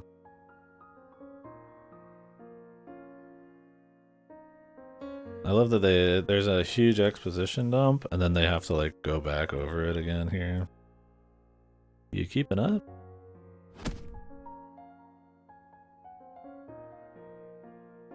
Cover it again. A little emotion in there too.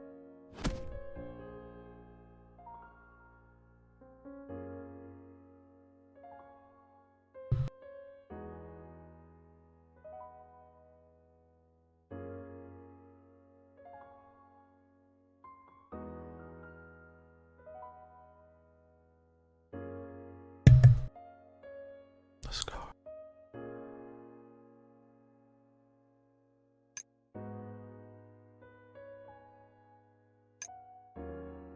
Oh, there's... You can't do it anymore. You just gotta think. Or just sleep till they kill you. And you know the kills be lame. I just want to see the clones.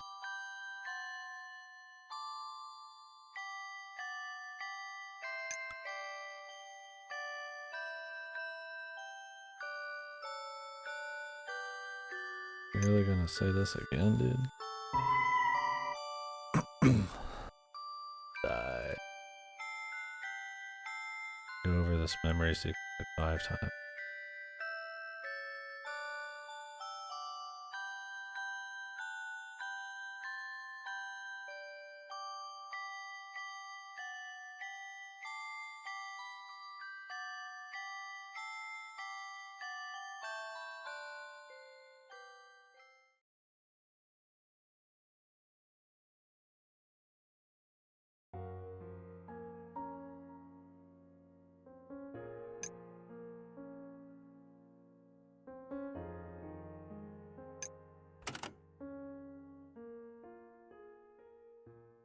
An awesome CG of the same dude.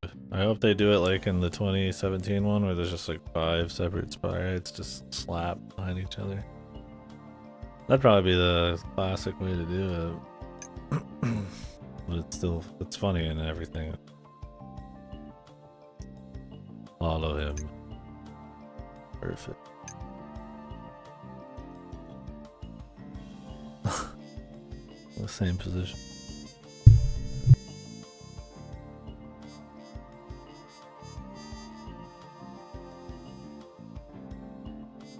What the?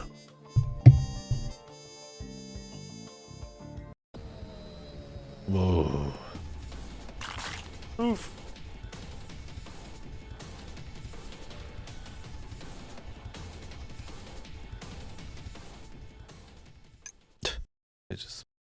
He's just like some fucking mindless dude. I mean, I guess they're kind of... I love the idea that there's just 3 clones of a man walking around in broad daylight. Or more. And nobody's like... like, a little weird. Maybe they should have cloned some other people. It's like, oh, what if they find out the clone conspiracy? Oh, this guy. Him and this chick.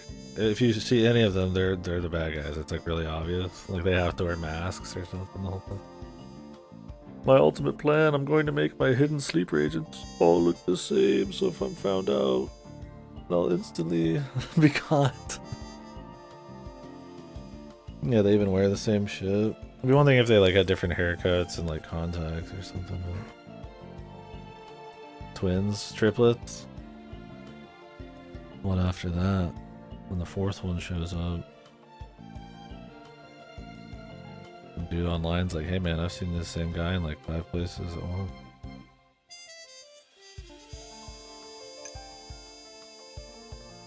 So why does she go back in? It's so weird. She's like outside. She can just like walk away. Never once does it say, hey, the Funabashis are like out here in like dozens blocking the path. They have to go back because they couldn't figure out a better way to have the system. He's gonna go to bed in the place where a man said he would murder her.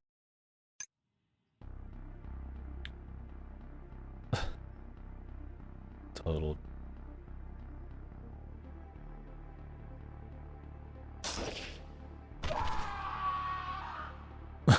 What an awesome scream, dude. He looks like a zombie, man. So easy. I'm glad they kept that line in. I'm gonna hear that again.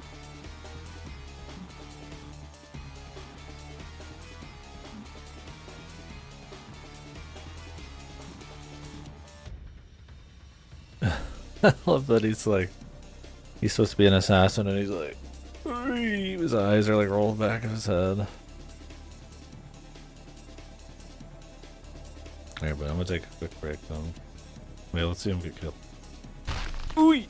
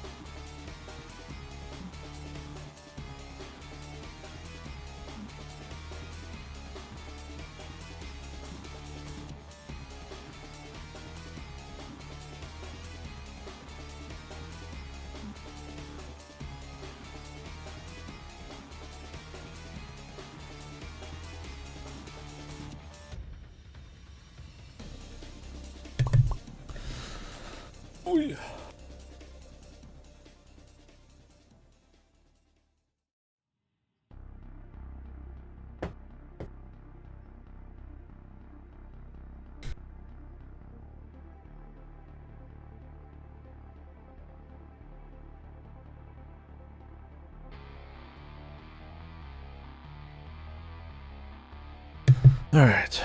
Got my little drink. Let us continue. Oof. How are there so many? No, it's too late. My lover, evil man, McGee. I love this scene too, where she like runs off as she's like at risk of being killed and just like explains everything to no one. Unawashi and Micro, there's been several copies of each operating alone. Clones. Like in case you just didn't get it.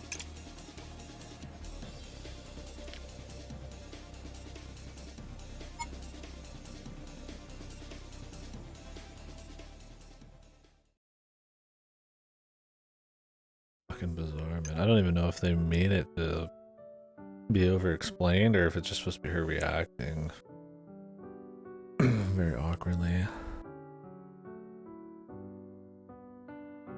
Give him a clue.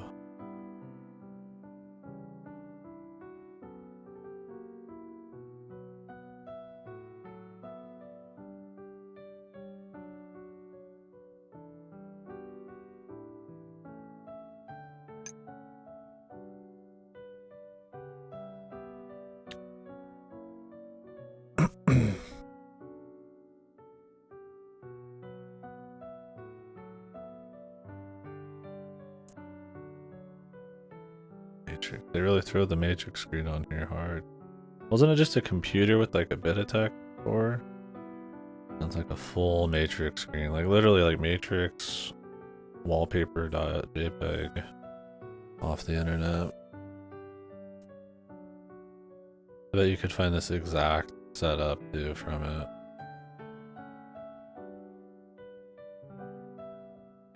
Like it's probably literally from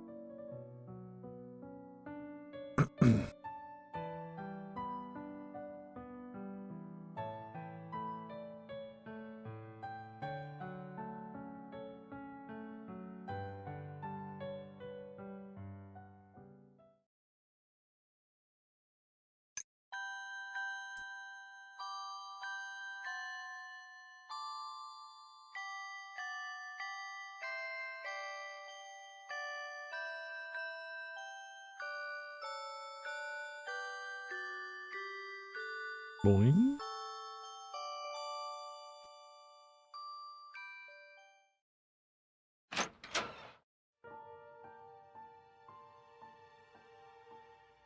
We lost.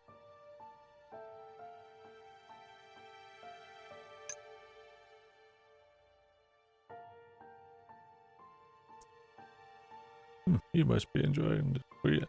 Her saying this, but she looked a little bit more sisterly, helped make it seem less like she's just some goofy, like, secretary to some evil guy. It still sounds goofy. He's just, like, projecting this bullshit conspiracy, like, reacting onto her.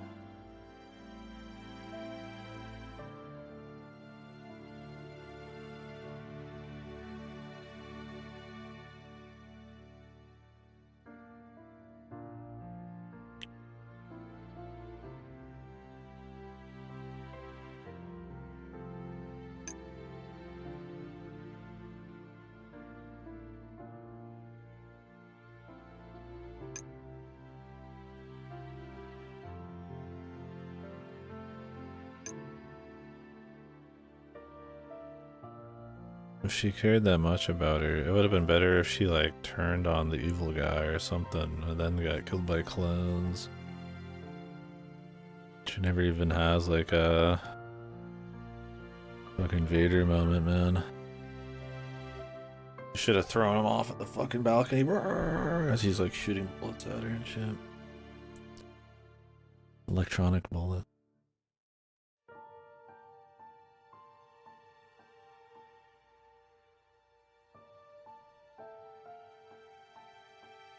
But there's not enough really meat to the character to them for even bother, I guess. Like 2 scenes before this.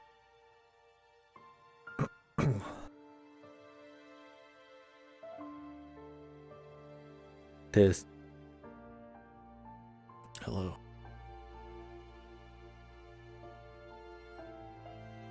Welcome back.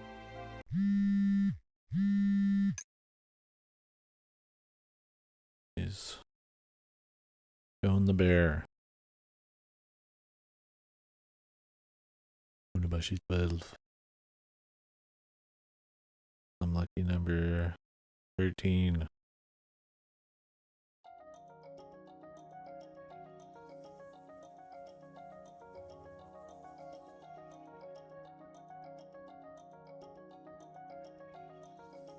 Own child.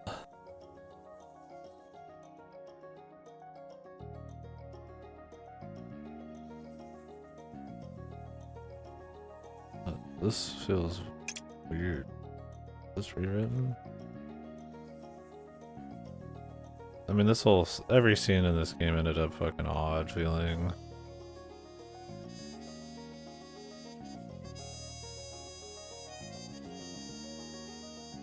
The Watcher. I don't remember the Watcher.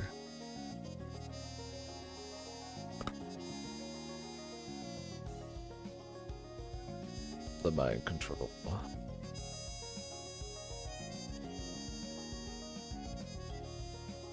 That person is the one who contacted you?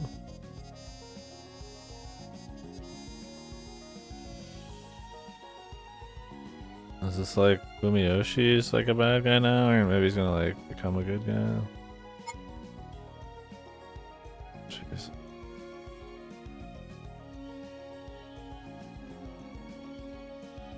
She is not unaware of this.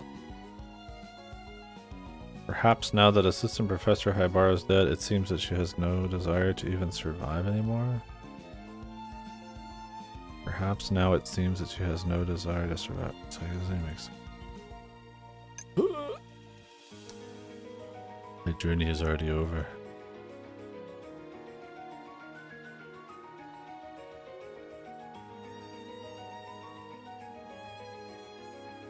Ah yes, she has no reason to be here because her chief primary directive is over. You know, maybe she has something else she cares about and she doesn't need to explain it to us.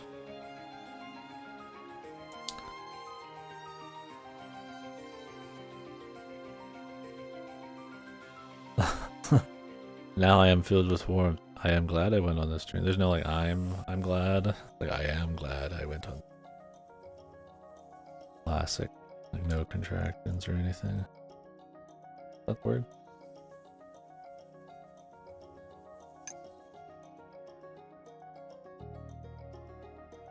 Classic stilted ass development. I appreciated the new scenes earlier. This doesn't have much. Maybe she'll just live and we'll have a happy little ending. Why not?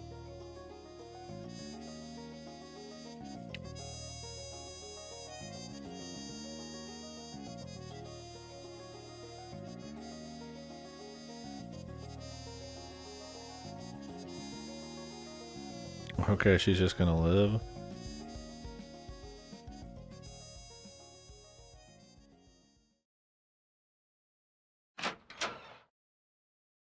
I would never see her again. Huh?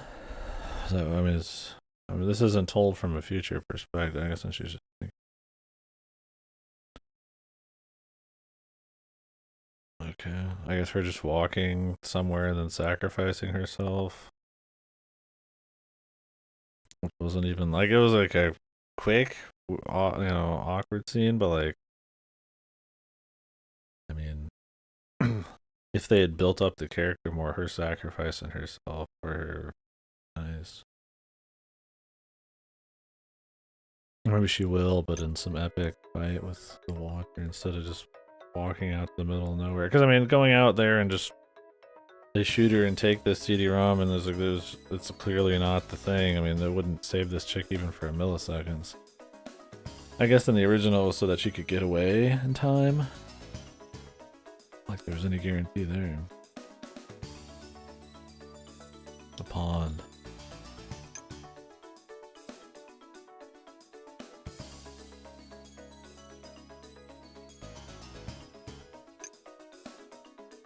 hope there's like more clones, man.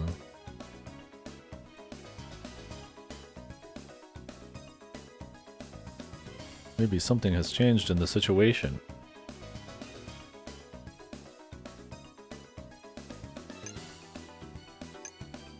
We're going.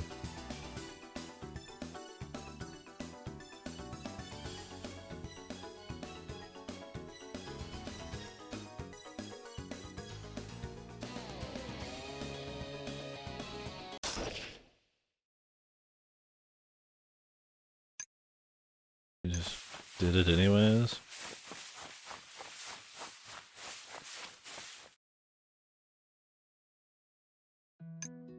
Why even add all this extra shit?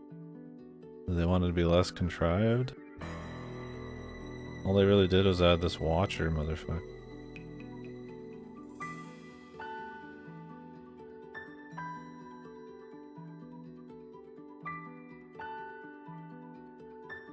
Ah yes, I will save you by talking to you on my deathbed next to the sniper. Oof.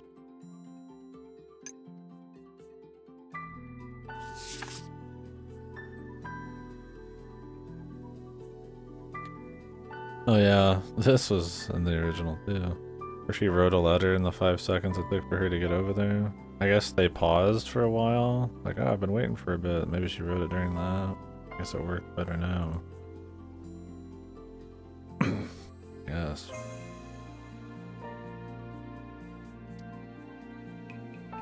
But that she just got killed and this chick's not killed, and why she did it, when assume he's here anyways. It's like, you didn't think that through very hard. She literally just died for nothing.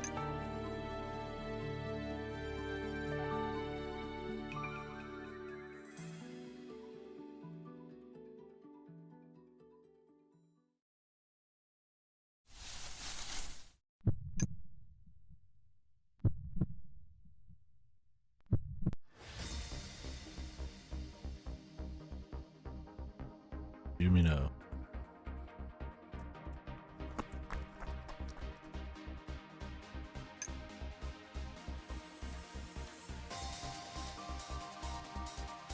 Why was he just there? It'd be funny if Yumino was a bad guy in this version for no reason.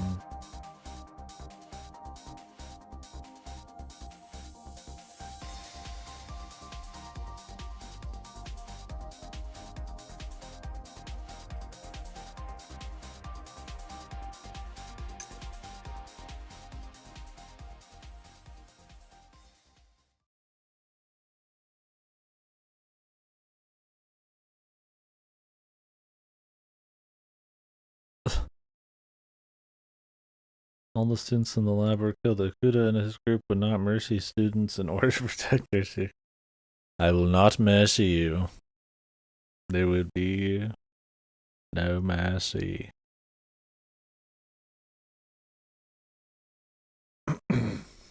Like how they had like a little like secret kick out the guy. When in reality, if it is him who's evil, there's literally no setup for this other than her sister saying that the relative was the dude. And he's the only one left.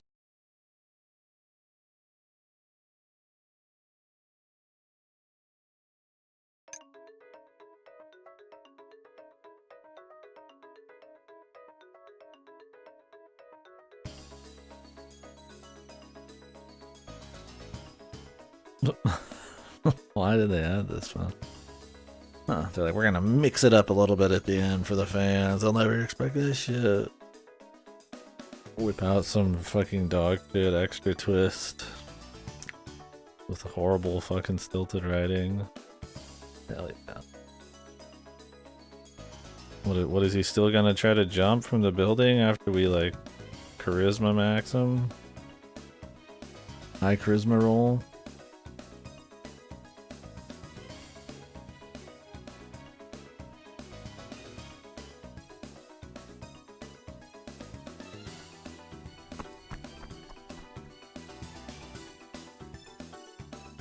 What is this writing? This new shit is like significantly worse for it. That's not a crazy bar.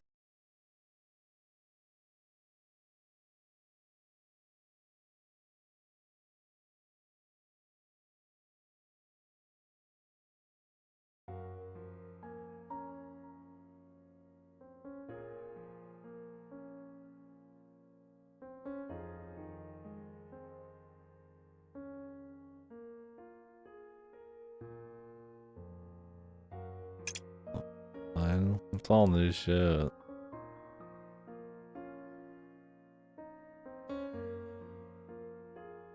Haha, you must have been so scared to be relieved to see me. Like, it doesn't even make sense. That's what I'm saying. I don't think this was written by somebody or it's just like being done. Like some of these sentences are like actual.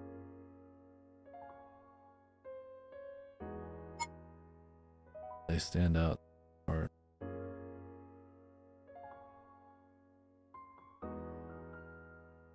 He's back. Wasn't that where she was going in the first place?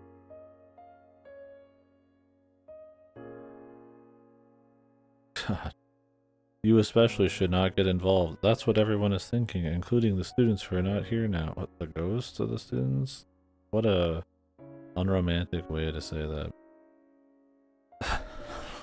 Like, it's supposed to be the people beyond. Their wishes were for her safety, right? He says it in the most, like, stiff way.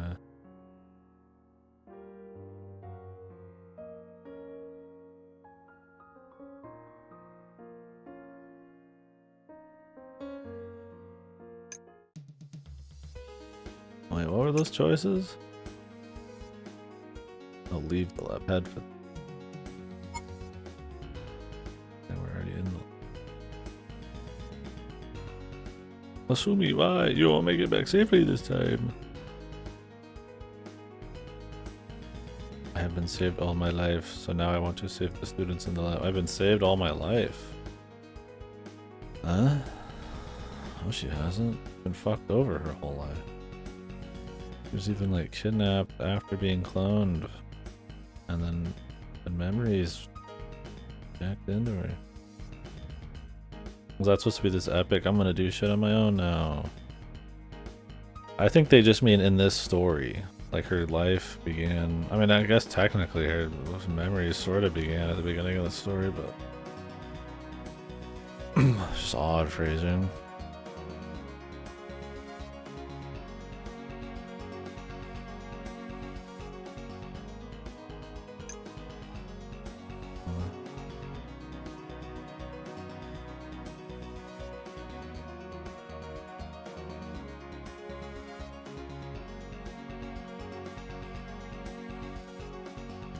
If he's helping her, why did he shoot the other lady, her sister?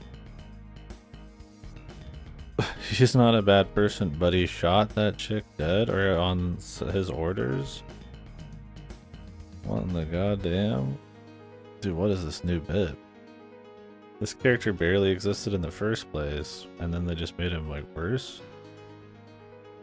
He at least before was, like, kind of a sympathetic, like, younger dude who tried to help her, but then got fucked over by his dad, didn't love him, and then that was just kind of the end of it. It wasn't interesting, but, like, he at least had, like, a little bit of sympathy you could attach to him. Now he's just, like, doesn't even make sense, just so they could throw some new twists on him.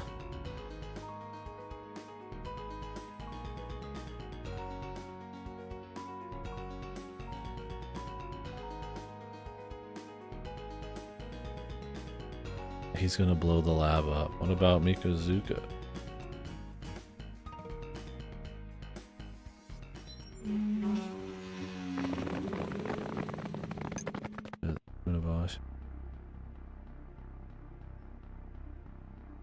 Watch her dad not even. Oh no, he's got a spray. No, I thought they were gonna like cut it off, cut it out, save some money, but.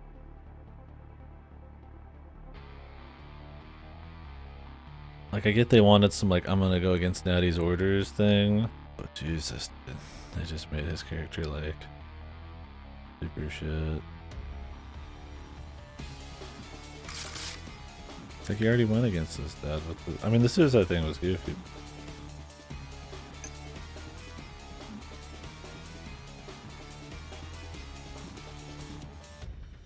I want to protect the people in the lab. I've protected all this time. I've had enough of that. They're dead. They're all dead. What are you talking?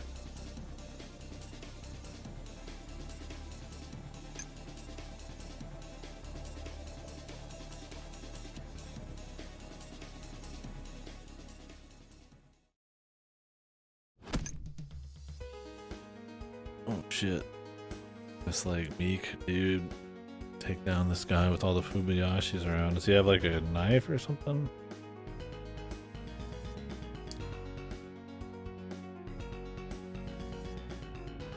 Okay.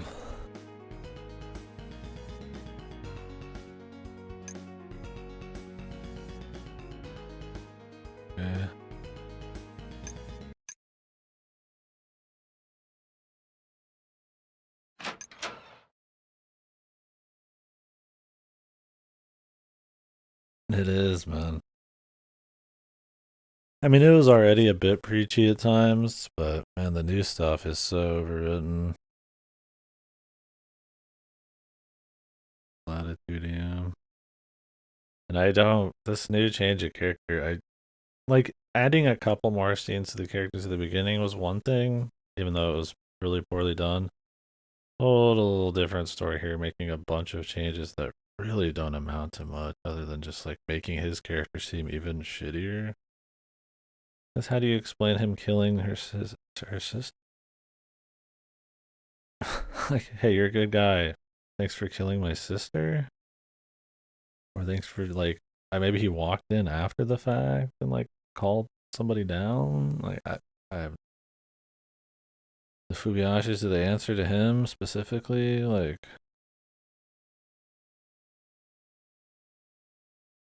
I doubt that the guy was like, oh yeah, just you guys. Capture the girl.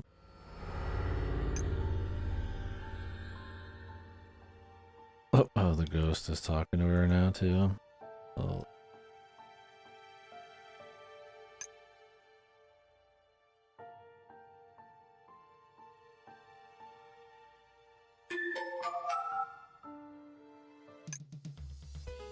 Okay, so what? The ghost tells her where the ID card is, and now we go into the basement for the finale? I mean, that is the first place you would check in the original, because it makes the most sense.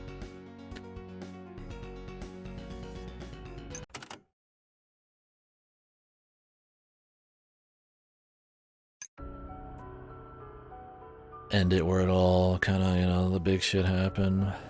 I mean, I guess changing the ending here is fine. I mean, that she had to run around the whole place for it is still goofy, but whatever. You're gonna be talking over the corpse? I mean, that'd be more emotional than just him hanging out in his lab saying, hey, I'm gonna blow this place up.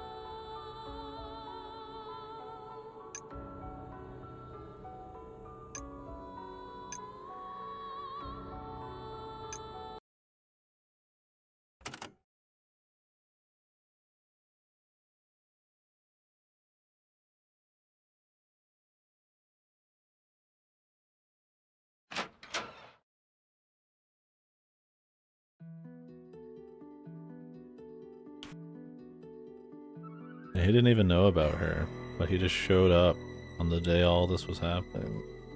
Just in time.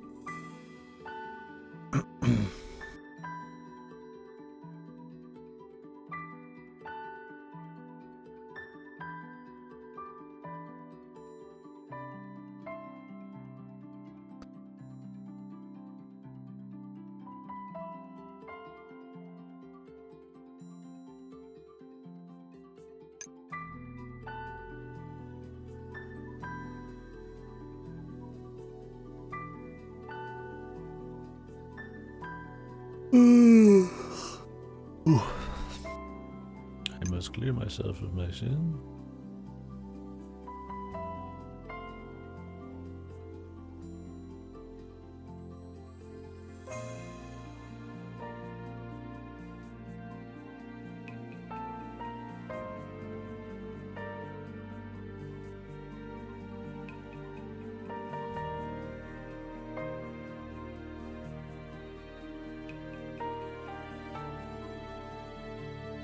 Oh, instead of like their will or don't blame the kids, now it's preserve their research data.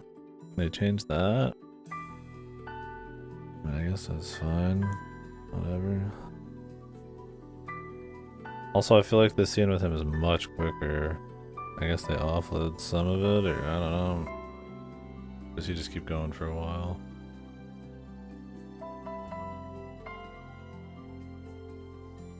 I mean, this is reread and it's filtered as fuck.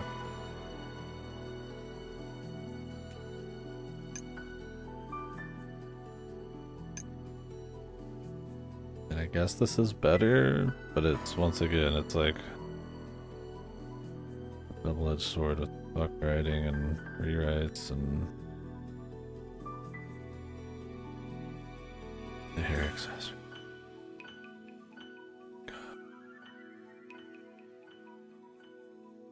We were born to be loved.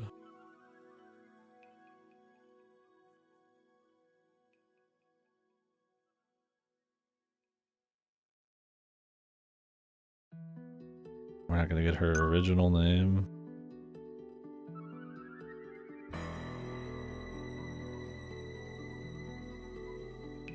From now. I am glad to have come to this lab. Goodbye, Professor. Robot leaves her lab. What, is she gonna have an epic explosion runaway scene? What? Fly out.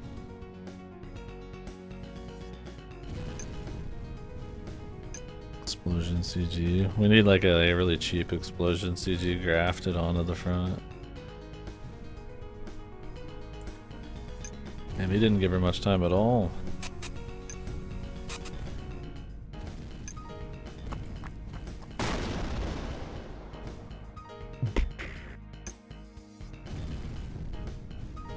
He's like, whoops, I fucked you over. Maybe you could have paused it. Wait, what was the rush? Nobody else can get down here. If they don't have a key card. I guess you wanted to make sure to kill everybody in here, man.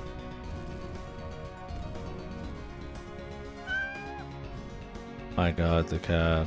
Don't worry, that old man knew that this cat was gonna save her from the explosion.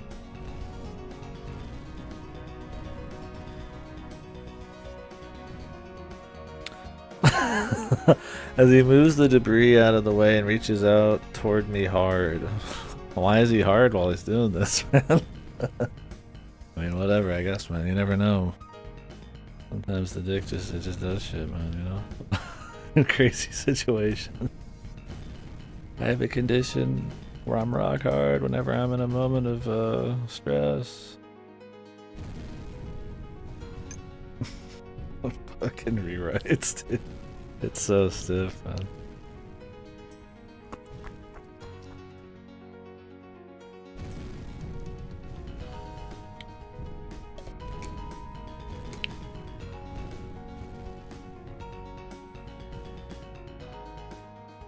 Like, I don't think reached out hard is the word I would, for phrasing I would use.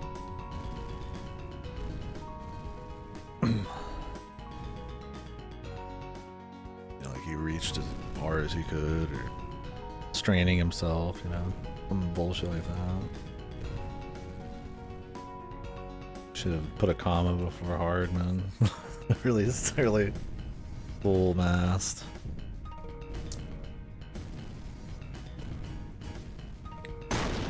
What the fuck? They do have an epic explosion flyaway scene. Perfect, man. Kino with the fucking cowboy guitar in the back. Kino. Oh, you'd seen this one? Shit. She wanted to live for herself and after everybody protected her, but she just got saved anyway, so whatever.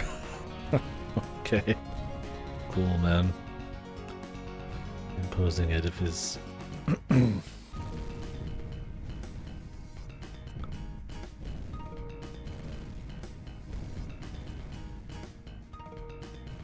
Jesus.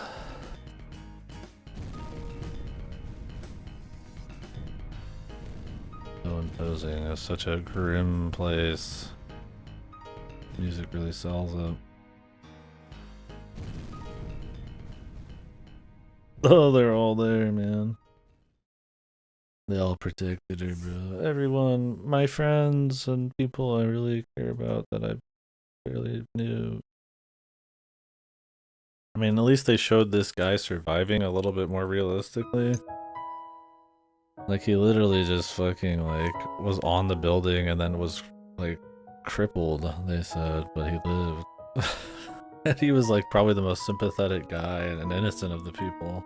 Now he's not even that innocent and he made it away scot-free.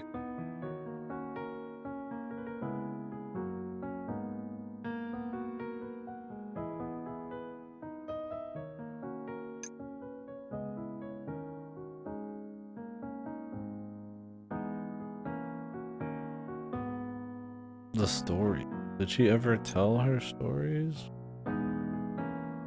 Oh, Reese? Maybe the Cowries Reese.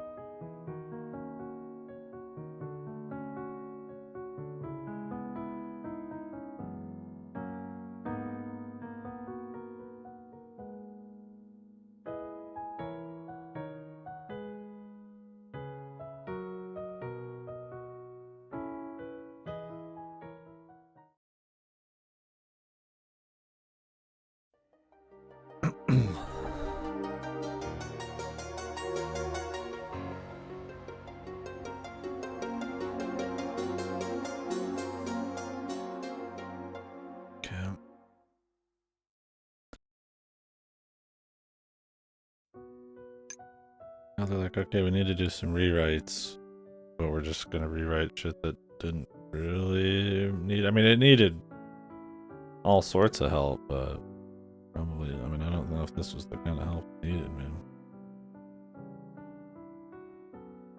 Especially when you bungled the fucking like writing. Telling you, nobody cares about the first half. They added like 2 micro scenes and called it. Would they like fully rewrite like the last chapter? Kinda. Not really, but like a heavy shot.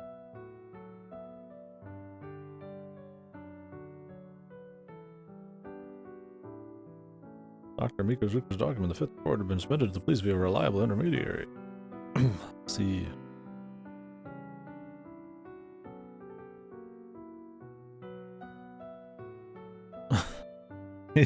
He points at the TV. See.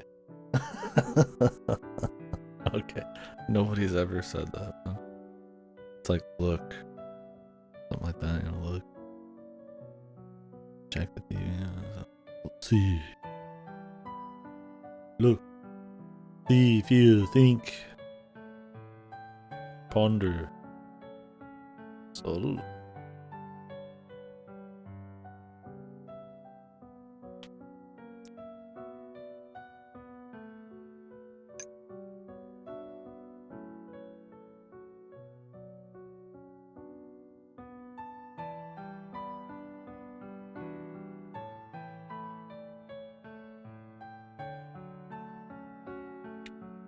Oh, he's still badly injured, man. Great.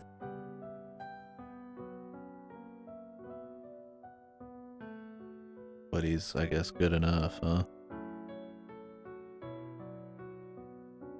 They all survived. Perfect.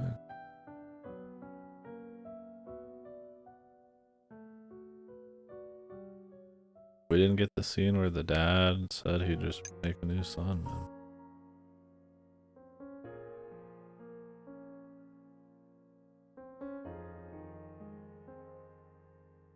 What is this?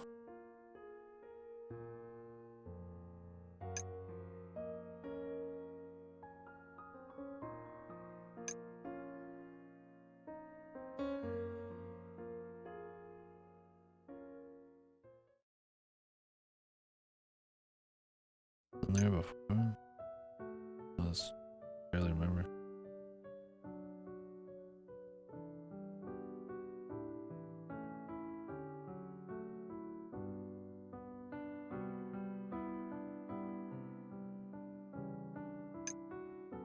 The ghosts. You must explain the ghost.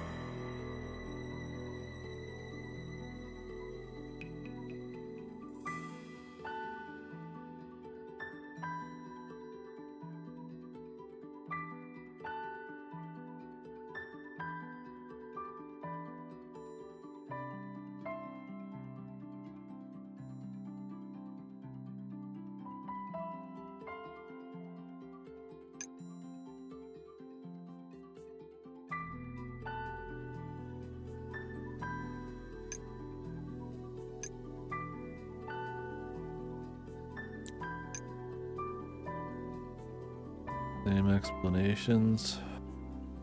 Oh, this, I mean, obviously a new scene.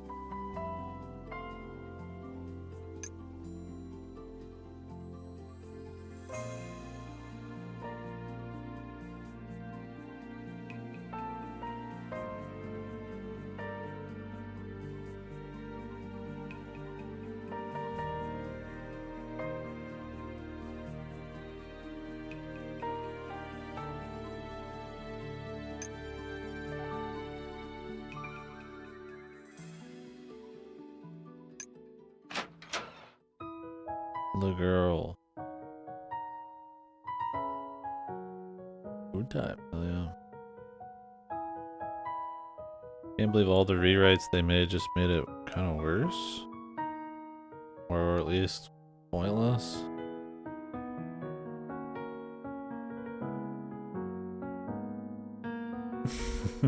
It's kind of almost had the pigtails again.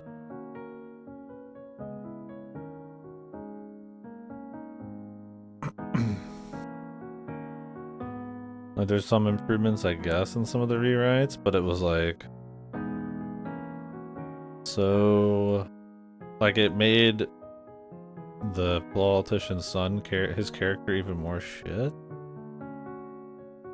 By making him like a killer or like an accomplice to the death of her sister, and then not. Then it just was like, what was even the point? I mean, they cut down on the scene with the dude and the the her father, but kind of goofy, man. Why change all that when? I mean, it needed something. I mean, but I don't. Didn't really do much. Needed more elsewhere. Fuck all that people.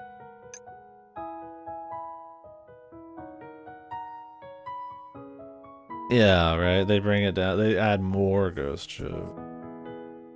She even like speaks to her in the room. The ghost. Keycard. They gotta fully explain it, man. Like it just needed more. Don't children say the oddest things? Asumi, I wish you happiness. Ooh. Jesus Christ.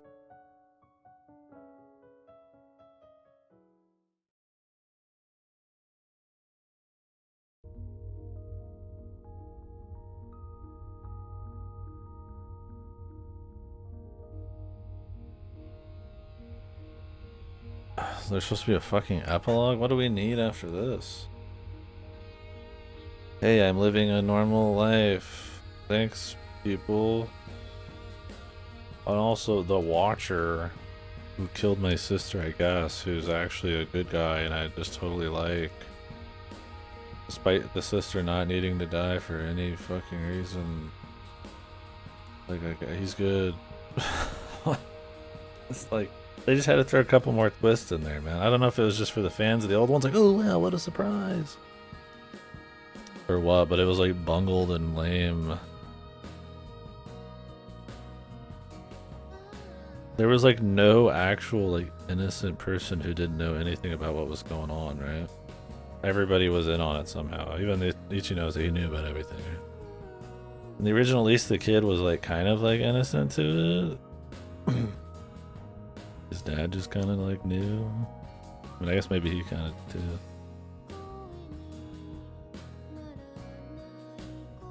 Yeah, buckle in, dude, even though he murdered her fucking sister. Just like, fuck.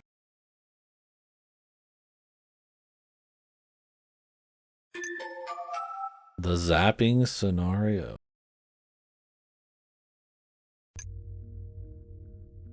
Did it say new game? Zapping. Yeah. I have to do his POV again, dude. Is this changed at all, man? I'd rather just skip through it. It was so bad in the original.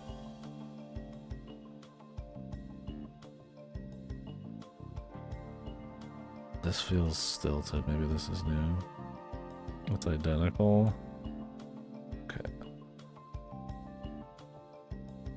Oh, can't force skip this. We'll just click kind of quickly for people who want to read it. You could put it on like half speed, on like a VOD or something.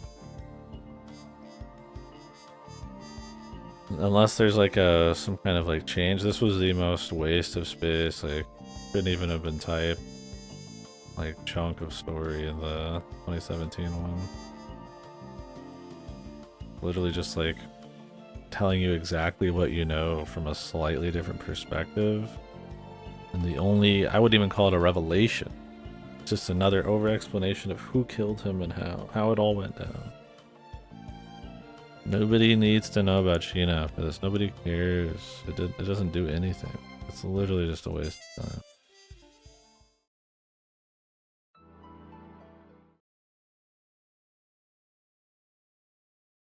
Zappings.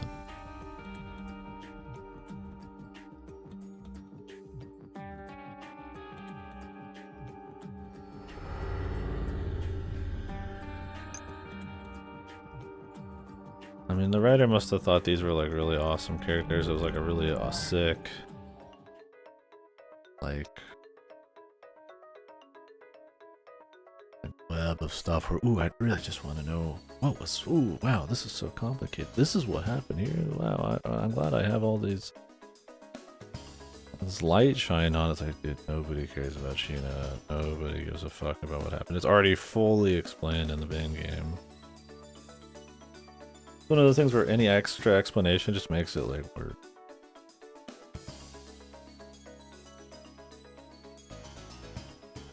I mean, yeah, I guess you don't have to read it. Like, Jesus. I mean, all it is a pitfall for people, then. Like, you want to like it less? Read it.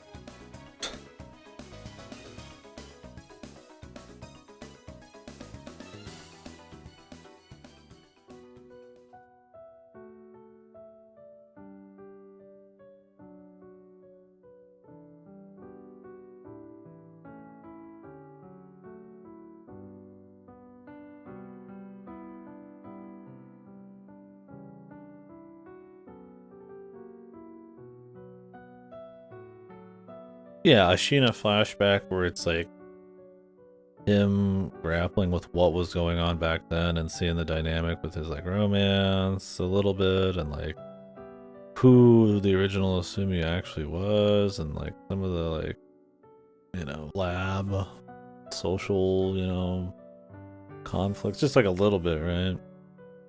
Like maybe he was a more carefree guy and he kind of just like slowly got more jaded about it. Their bond, right? Him hanging out with Kazuki a little bit, you know, just like anything. I still wouldn't even care about that, but yeah, it would be way better than this. This is literally just, hey, let's explain something you already know. More words.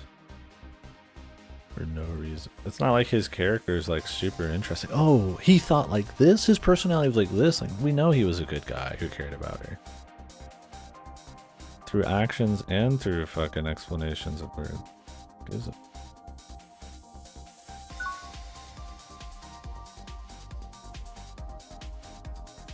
Just Kakikazi. Kakizaki? Kakikazi. Suzuki.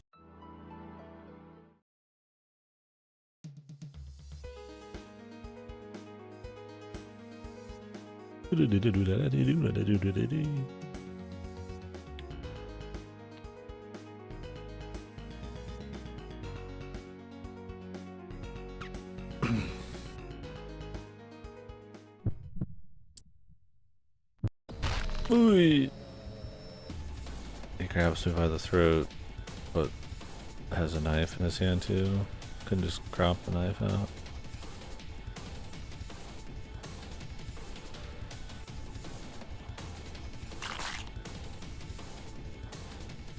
Thanks. Just as good the second time.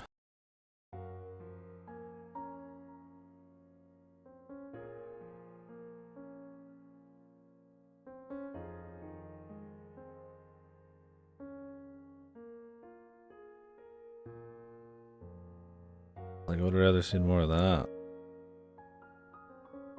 Really let the sacrifice sink in a little bit more.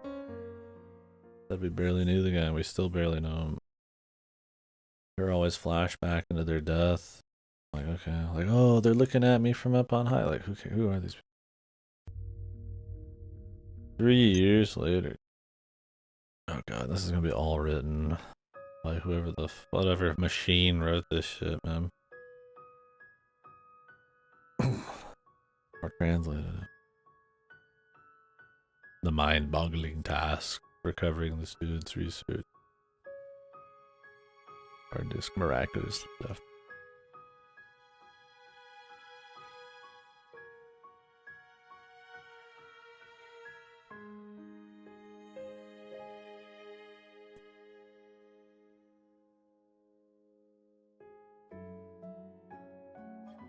We unbrainwashed them. Oh yes, they're living peacefully. I love how the guy's like, please make sure you keep the students' research. One of them was on mind control. Like, yeah, that's gonna be good research to keep around. Their legacy. Mind control will be useful.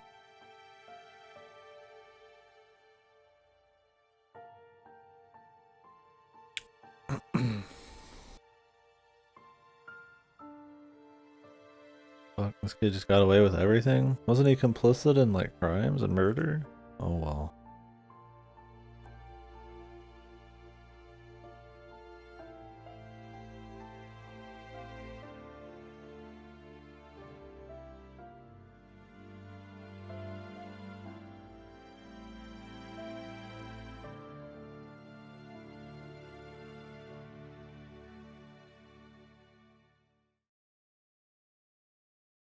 Said it was a she, but then a he.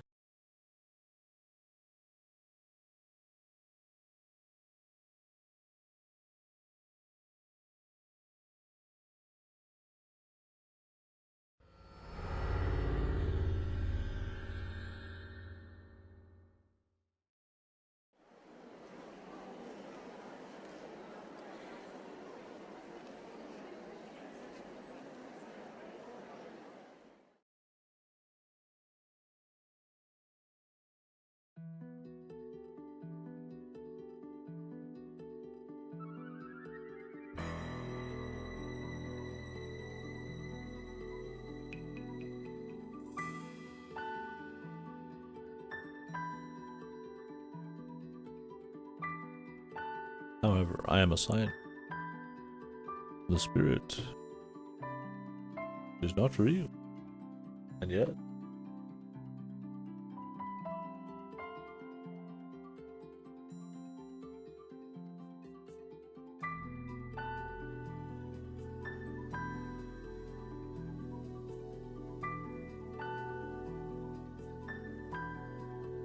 I love how they keep using miraculously. The common word I like to just slide in everywhere. Miraculously. Restruct. Deepen. Hollow it out. Deepen it. Restruct it. Bop it. Twist it. It was painful, lonely, and guilt-ridden. Who the fuck says, yeah, I was feeling guilt-ridden? It's so unnatural, man. This dude's like a fucking, like, he's like a dictionary or some weird shit. Yes, I was feeling guilt-ridden.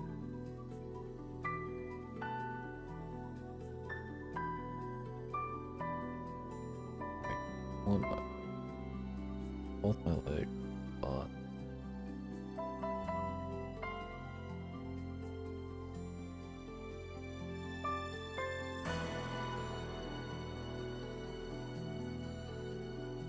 Well, everybody was a ghost now, dude.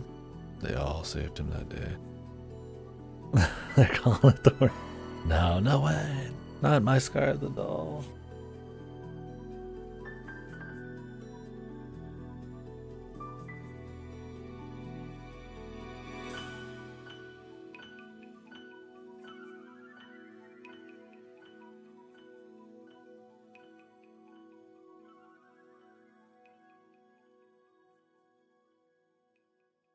What the fuck? You know, they got the stinger line here and they fucked it up. I'm sure you're the one of us, right? Cinema. Amazing.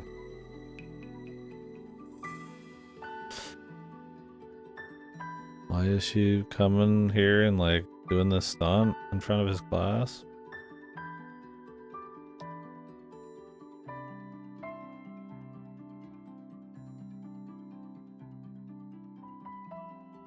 That it? What the fuck was that? Literally just did this goofy ghost or real again. And then he's like, hey, I'm a researcher now, I guess. And then she just shows up in the middle of his class for no reason other than to like crash it with a question about ghosts. Jesus, dude, that was supposed to be this Kino thing where she like it's not even like she mysteriously died or anything, and she just came back like, you know, I am there. Like Batman was having a, he's having a little fucking sandwich in France or whatever, and then he gives you a little wink, and then you move on with your day. And like, no, it's like they knew she was alive. She just shows up and crashes his lesson. Awesome, dude. I'm assembling a team. Yeah, she's gonna get together the scars, man. The dolls, Scar dolls.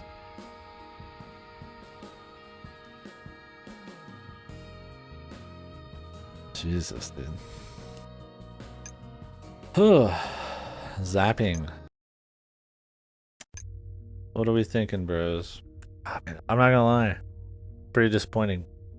I think this one, even without any rewrites, it would have been an easy enough layup to see like where the tone was wrong, where they could have like had better music choices, where they could have like put the art budget, you know, the expressions and like CGs and stuff like that. And while they do have some expressions, I do think the character redesigns are clean, and there are some more CGs. It's still a lot of the same filtered backgrounds, which kind of are at odds with some of the other shit, which isn't a huge deal. But the bigger thing is they don't do anything to fix the tone, and if anything, at times it's worse. Even some of the like very few scares in this are worse. It's actually like almost shocking that they just didn't fucking like change a thing from the 2017 one in that aspect. Like, it's a cleaner thing for sure. It's not as like jarringly fucked. Like, it's pretty hard to make it as fucked as like the 2017 one. Like, yeah, there's quality of life, there's menus. They're pretty subpar for like VN standards still, right? That I can't even save on a choice. The force shift, I guess you could probably change that somewhere. Like, but it's fine, right? It's not like a big deal. But it still seems jank. It's just not like alarmingly jank. But it's not doing anything for it is my thing. It's not helping it. It's just like standard, right? And then to still fuck up the tone issues, the whiplash and the music, and not really do much more with like sound or anything. It's like that's just really disappointing. Cause like I knew they wouldn't rewrite much from what I had heard, but Jesus. Well, they did rewrite stuff. I mean, they added a couple scenes that were welcome, but they were so too little, too late, and so small that it barely meant anything in the first half. That while maybe commendable, like I said, it was like putting a fucking bandage on like an axe wound, right? Like it just doesn't matter.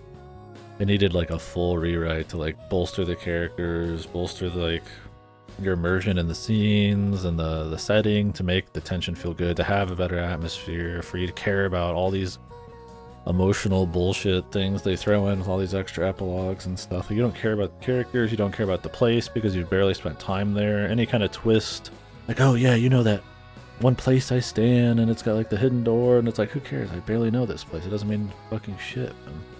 Like, oh, there's like a hidden basement area, you know, like in something else that door would be like ominous and there's like people like, you know, like trying to keep you from going there, and there kind of is in this, but like it has no presence, man. Like nothing has any fucking presence in this. So once again, it's just the story was always, like we talked about in the last one, I guess we wanted more of a deep dive into the story, like always just trying to, with the bare necessities, get to cool twists and wacky crazy shit.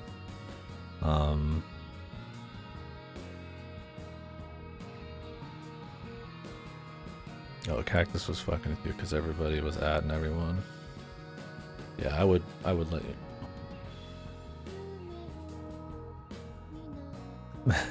For sure. But like, sorry, I'll catch up on the other stuff. I gotta get it all out here. But yeah, like, where was I? No, I only just started streaming like a couple hours ago. But hopefully I had a good time with friends. But yeah, like, so I mean they add more scenes in later, but they're even more ineffectual, to the point of why are they even here? They're almost like make things worse. Like it makes Yumino's character like worse because now he's complicit or is a murderer, like, you know, to murder. It's like, what was the point? Him being like maybe one of the only innocent guys who's caught up in shit would have been more cute. He still ends up damaged. I mean, they try to give him like an epilogue and stuff, but like you get these heavy rewrites for that for some reason. I mean, changing the place where she talks to her father in where the corpse is, that's fine. And technically, because they're locked down there, it would make more sense that the Fubiyashis wouldn't be able to get to them. I don't know why the guy just blows the place up with no guarantee of her getting away, but whatever, I guess. Remove a couple plot holes and add a few more in, but yeah, it's just a lot of rewrites that, like, I'm like, okay, like, you can do it.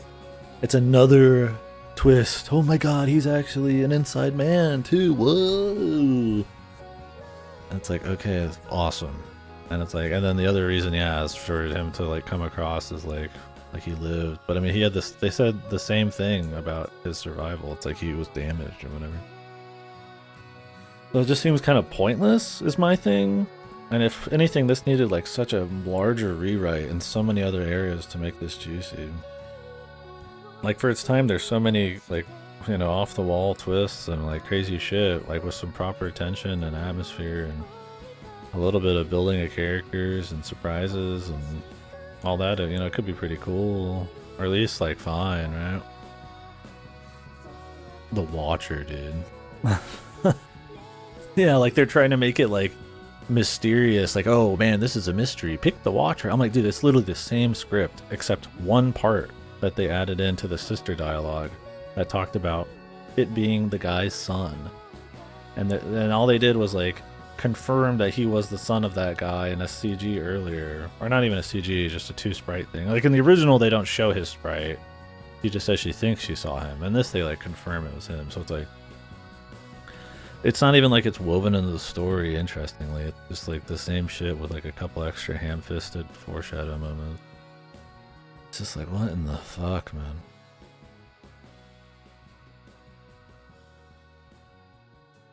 Oh, cool. Awesome Outcast. Sounds fun. Oh, that's how you meet people sometimes. I think it's when he first started. Remake is more coherent and quality of life and visual style, but basically that's as far as it goes. The story of the original game acts like predicted what the remake would end up doing instead, with the cat coming back during the journey. Oh yeah, the cat saved. I like how her dad was such a fuck up and such a loser. And his big thing where he's gonna blow the place up and let her get away. And he fucked that up too. A cat had to save her. Like, Jesus, what a fucking loser, man. They made him like a double loser in this. Like, good God, man. Like, put a fucking pause on your fucking dynamite, man. Like, Jesus, man. Well, it's high tech and he's got like a fucking ticking clock he can't stop.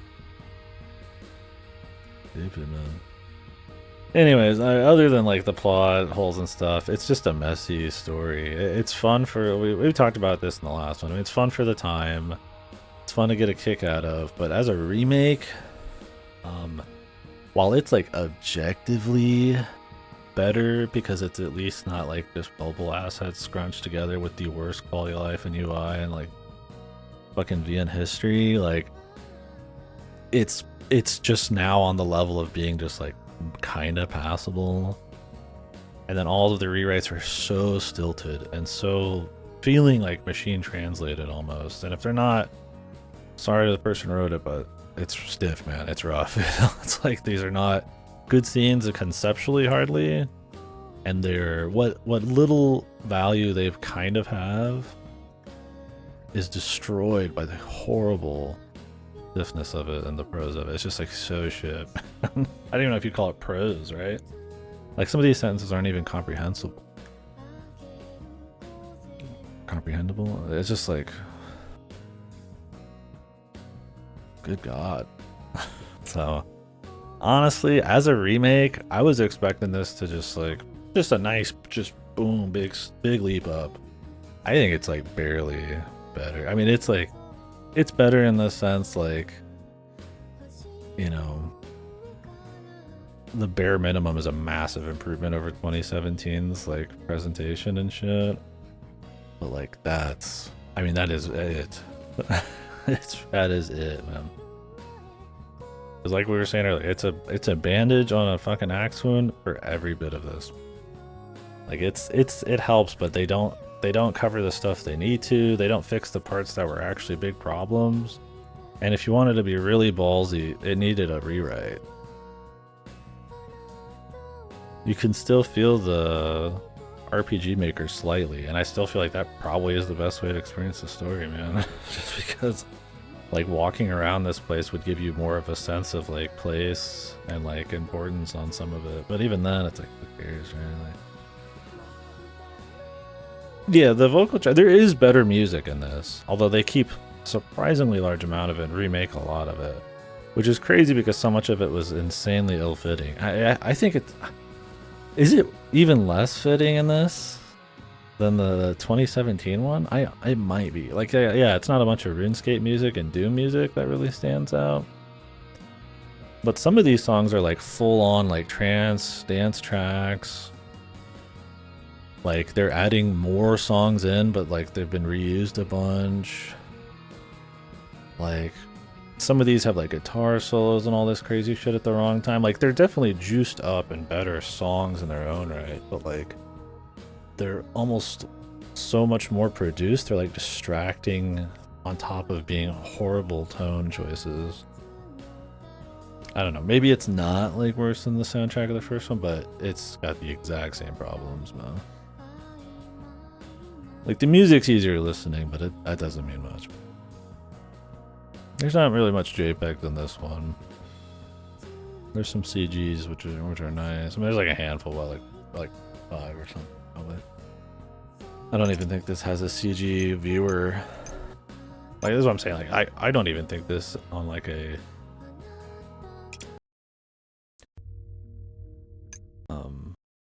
like standard VN, you know.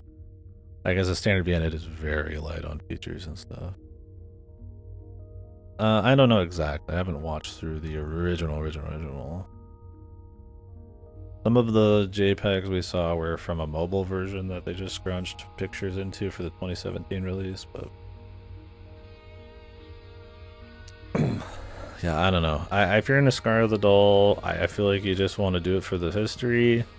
It's neat seeing these kinds of twists, this kind of sci-fi shit, coming from something that was made in 1999. I would probably recommend, if there is a translation of the original RPG Maker game, just go with that. It's probably, I imagine it has the most clean vision for what it's supposed to be. Um, if not, I guess this is the one. Overall, though, I mean, if you read a lot of VNs, I guess I'd recommend it as like an oddity, as an interesting thing. Overall, though, it's really just not good. Man. It's funny. I mean, it's funny. Like, it's peak in that way, you know, right? But like, if you want something like truly funny and over the top, it's like you have like your Shiranagasus and shit, or like a huge train wreck. You get like ZTDs and all that, or like, you know, a lot of like World's End clubs. If you just want like something mind-numbingly fucked, it's like, or that just uses like every twist in the book. Like, there's so many like funny bad VNs and shit. But this one, it being short helps a lot. But yeah. Well, I think as for its time, it is the most interesting thing of it. That's really the only way I can recommend it. And if you're just like funny, like kind of fuck the ends, and as a remake, that's really all that matters, I guess. But I really don't think this is that great of a remake, man. Like, look, I'm not looking for like bleeding budget like in Famicom or something, but yeah, this was something that needed a remake.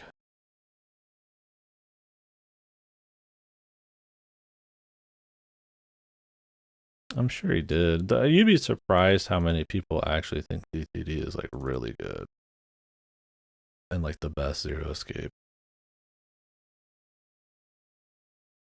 And if that's possible, you should probably be like, yeah, the create.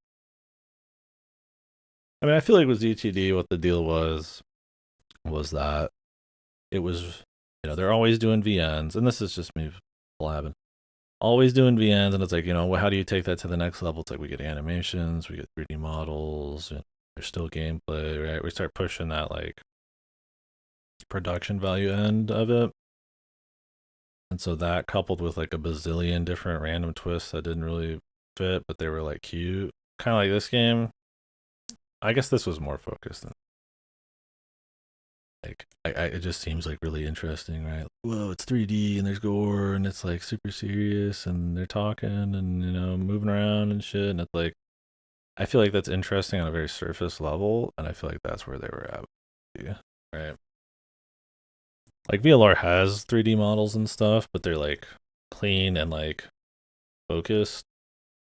There's ETDs like full on like cutscenes and shit. I feel like it was just like that, like kind of like that feature creep you see in some games where like they just went like too hard focusing on the wrong things and then they lost the core.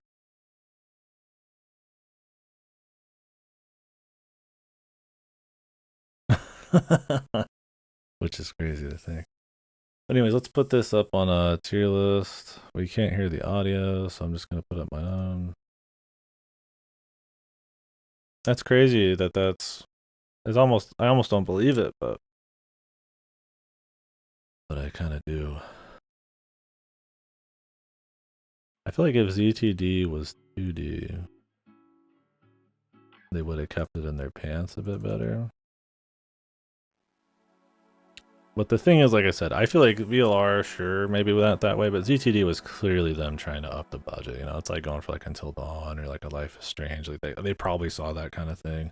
It's where he still does his work. AI is just like that, but cleaner. I think pushing um, that fidelity and stuff was probably a bigger focus than like cleanliness of the story. And I wouldn't be surprised if appealing to that audience and stuff is why ZTD is such a very little respect for the ones beforehand.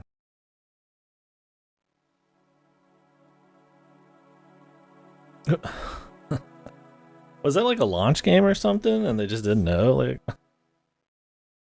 anyways, let me pop this up. Let me find a deal here. Need to catch up. I count most of the rewrites suck anyways. I love all my friends in this lab. Girl, you met them 4 minutes ago. Yeah, it's like, it's the same. Like, you don't know them, man. It just means nothing. But yeah, sorry if I missed any comments. If you guys want to keep talking about Scar the Doll. Obviously, we're more focused on the remake, but we can talk about any part of it. I'm gonna rate it. I need to find a vertical picture of this.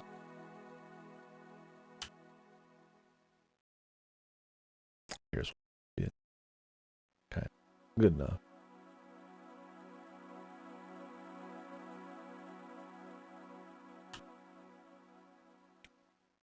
All right.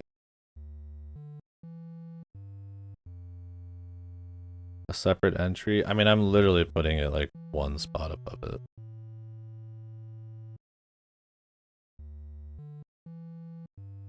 I almost want to actually put it literally like right in front of it on the twos. Because I feel like it's barely better. But I might just put it on the threes. I need to make another row, man. The twos are getting a little too fat, man. I don't want that to weigh in, though. I mean, I think a three's fine. I'm gonna put it as a low 3 because I think the story is equally bad and has all the same problems, but out of respect for it not being a travesty of like a UI presentation nightmare, it deserves at least another fucking point, right? You know, it's not even a point. It's literally like a fucking like a decimal place. Rose Gun stays as a 7? Come on. Alright. But yeah, I think I'm gonna put Scar the Doll down here. Purely out of respect for it having at least a baseline level of VN improvement. So it should just be better than the one before it. And I think it's better enough that it could at least funky.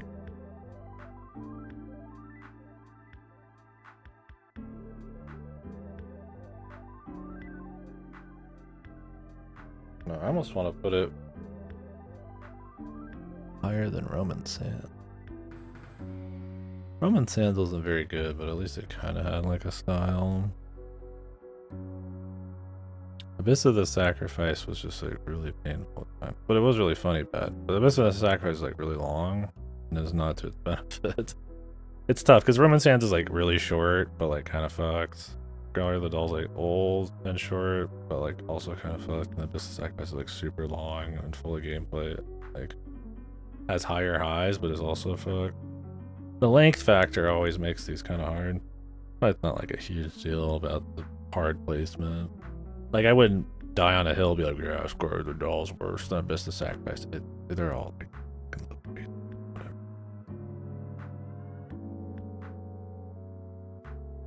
I don't know, man.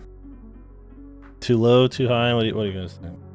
I'm pretty okay with it. I think higher than the original, or not the original 2017 one, but not by much. I really expected it to be like a good chunk better. Like I'd have it in like the 4s or some shit, you know? Just because I knew the rewrites weren't gonna happen, but they really did nothing with the tone.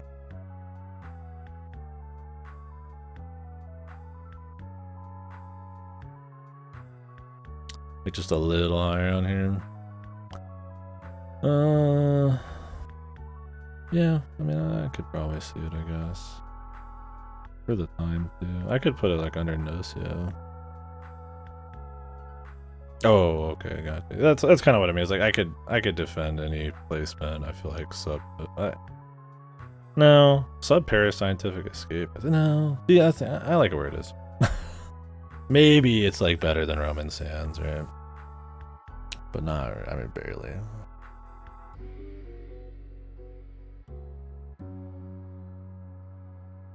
Put Remake on there. Invisible. Yeah, interesting. Well, thank you very much, Riggs, for gifting it. It was really fun to talk about. Interesting to joke about. We got some nice little emotes. Thanks to him. It was peak. Yeah, as a whole, a lot of respect for it in terms of like what it went for and relative focus, kind of like Sam was saying, of like sci-fi concepts. Focus not in the sense that it was like precise, but more that it really was just focused on a bunch of crazy sci-fi twists, right? Like it's very plot hole, very fucked on like atmosphere, fucked on characters, but trying to do character stuff. I wouldn't say focused in the sense that it was like surgically created and paced super well, but more like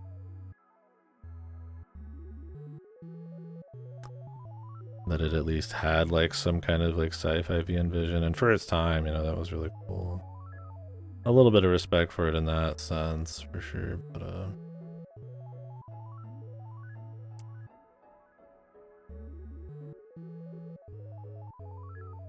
there's a part of me that almost like both of them lower.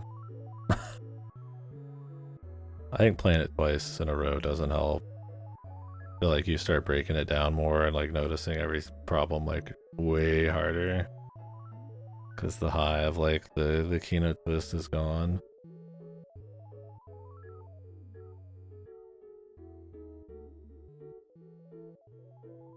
I don't know. I'm gonna leave it.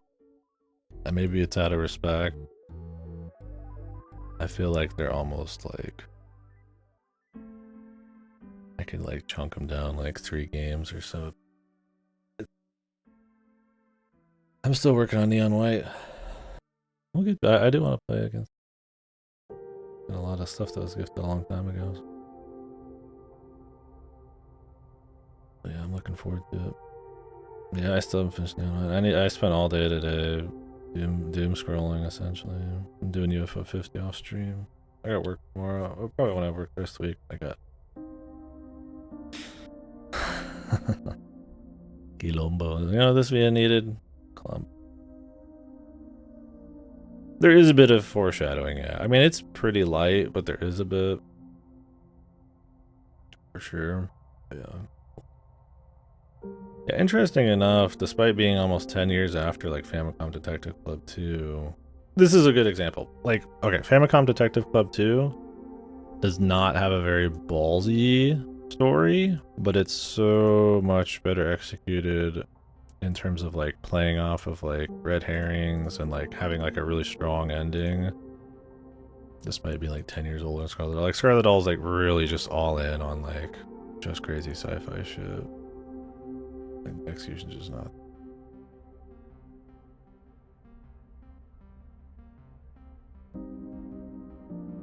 When was Never 7 again?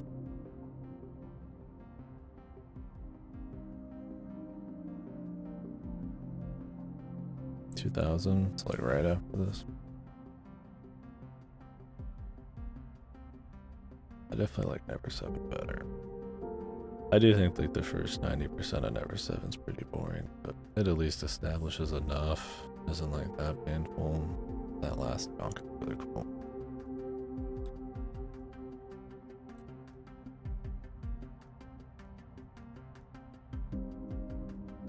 Infinity Cure. Infinity Cure, what these were called, or they were called ahead of time or something?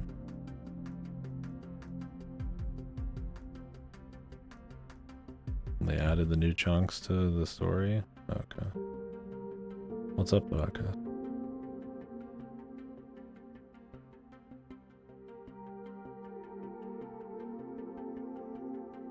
Oh, okay. And then they just relabeled it the Never 7 later?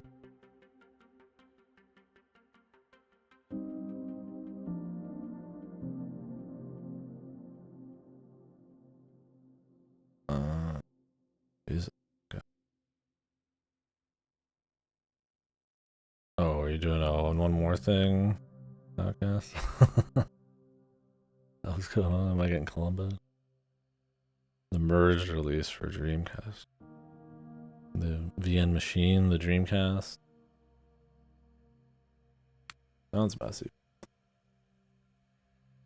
Surprised it was like went over well enough that it got Ever 17 and shit made. Did it like sell well? I can't imagine that without the Uchikoshi twist at the end. Really, that like makes the whole thing.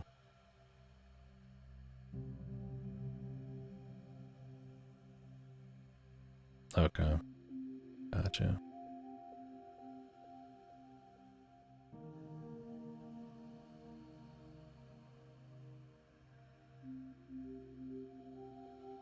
Explicitly to draw and sell, no shit. I mean, you could do both, I guess. Sometimes it worked out, of course. I mean, most games are, especially from a big company, is gonna be made to also off it. Can work in that environment. So naive to think it wouldn't, but oh really? When is the Nakazawa announcement, bros? I'm waiting. I'm waiting for the big IO2 announcement. They're like, what everybody's been waiting for. It's gonna take the world by storm.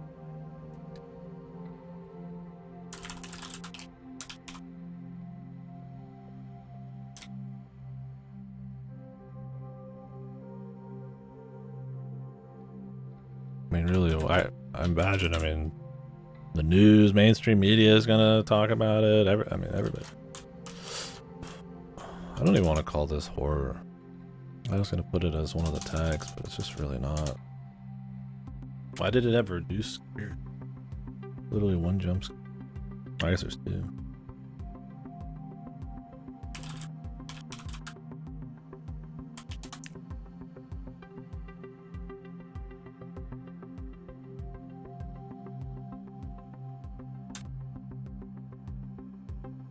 I gotta say, I don't know if I care much about this author's other work. Maybe. I guess there is something there.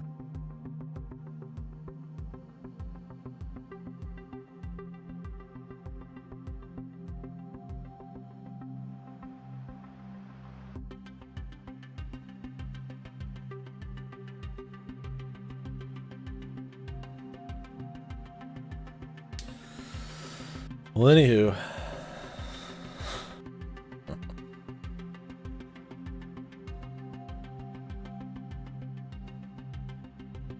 At least we got these things. They're good.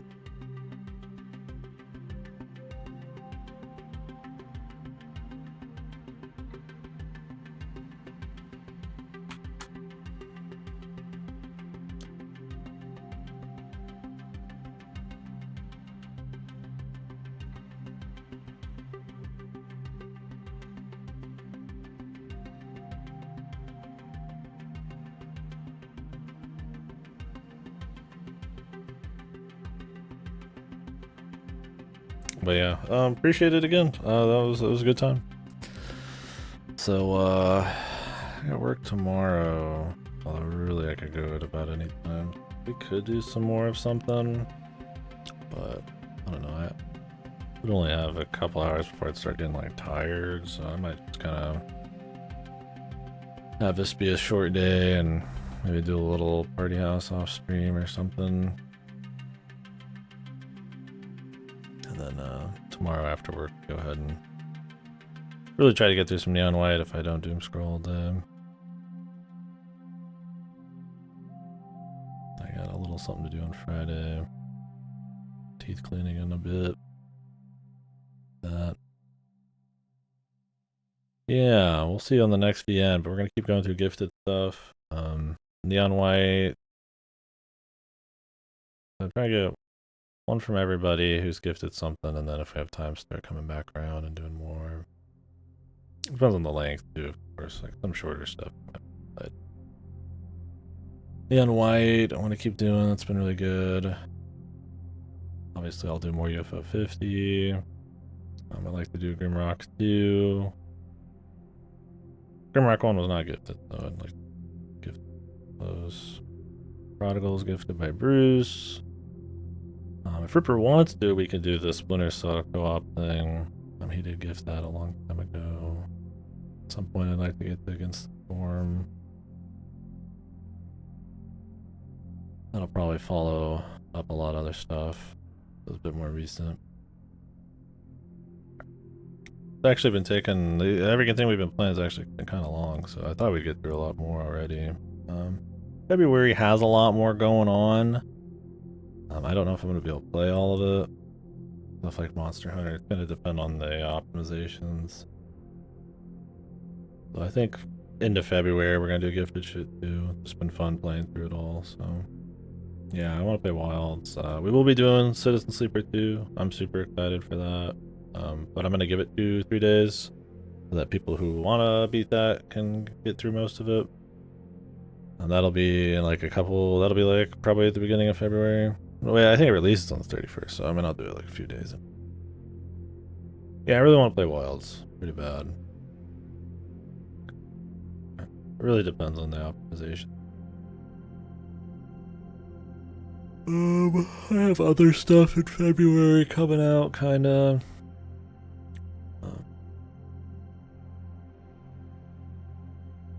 We might do a run, like maybe Pokey Squire, like a Dragon Pirate, Yakuza in Hawaii, maybe Bakaru. Probably gonna take Split Fiction off my list because I don't want to pay for PS Plus and find somebody to do that with without it being easier. I'll check back through the February stuff. Honestly, a lot of it's gonna be like March, April for me. 100 Line, Luneva, Clear Obscure, Tormented Souls, maybe Suikoden 1 and 2 remaster. I don't know if I really want to actually do that. I could just play the old ones. We'll see how those remasters are. A bunch of other small shit. To look more, but we might just be doing gifted shit. We continue the all cherries. UFO 50. I'm getting closer. I did like 3 cherries today off stream. We did I finished Mortal 2. I finished Avianos. Finished not that I wanted to, really make sure it was on stream. I finished Campanella too. I just figured if I'm gonna sit there and like doom scroll, I would do something on the side, right? But we will continue Grimstone on stream and Valbrace, and I probably could boot up a couple new ones, so Night Manor and Lords of Disconia. Start those up. Could start them today, but I don't know. I might just chill. I got double audio. Alright guys, well I'm gonna take a little break. I really appreciate you. Thanks for listening to me ramble about obscure ancient VNs and stuff. Fun. Might come back in a bit, but honestly, I probably just want to sleep in a couple hours and just get work done with and all that. It'll be a short enough day.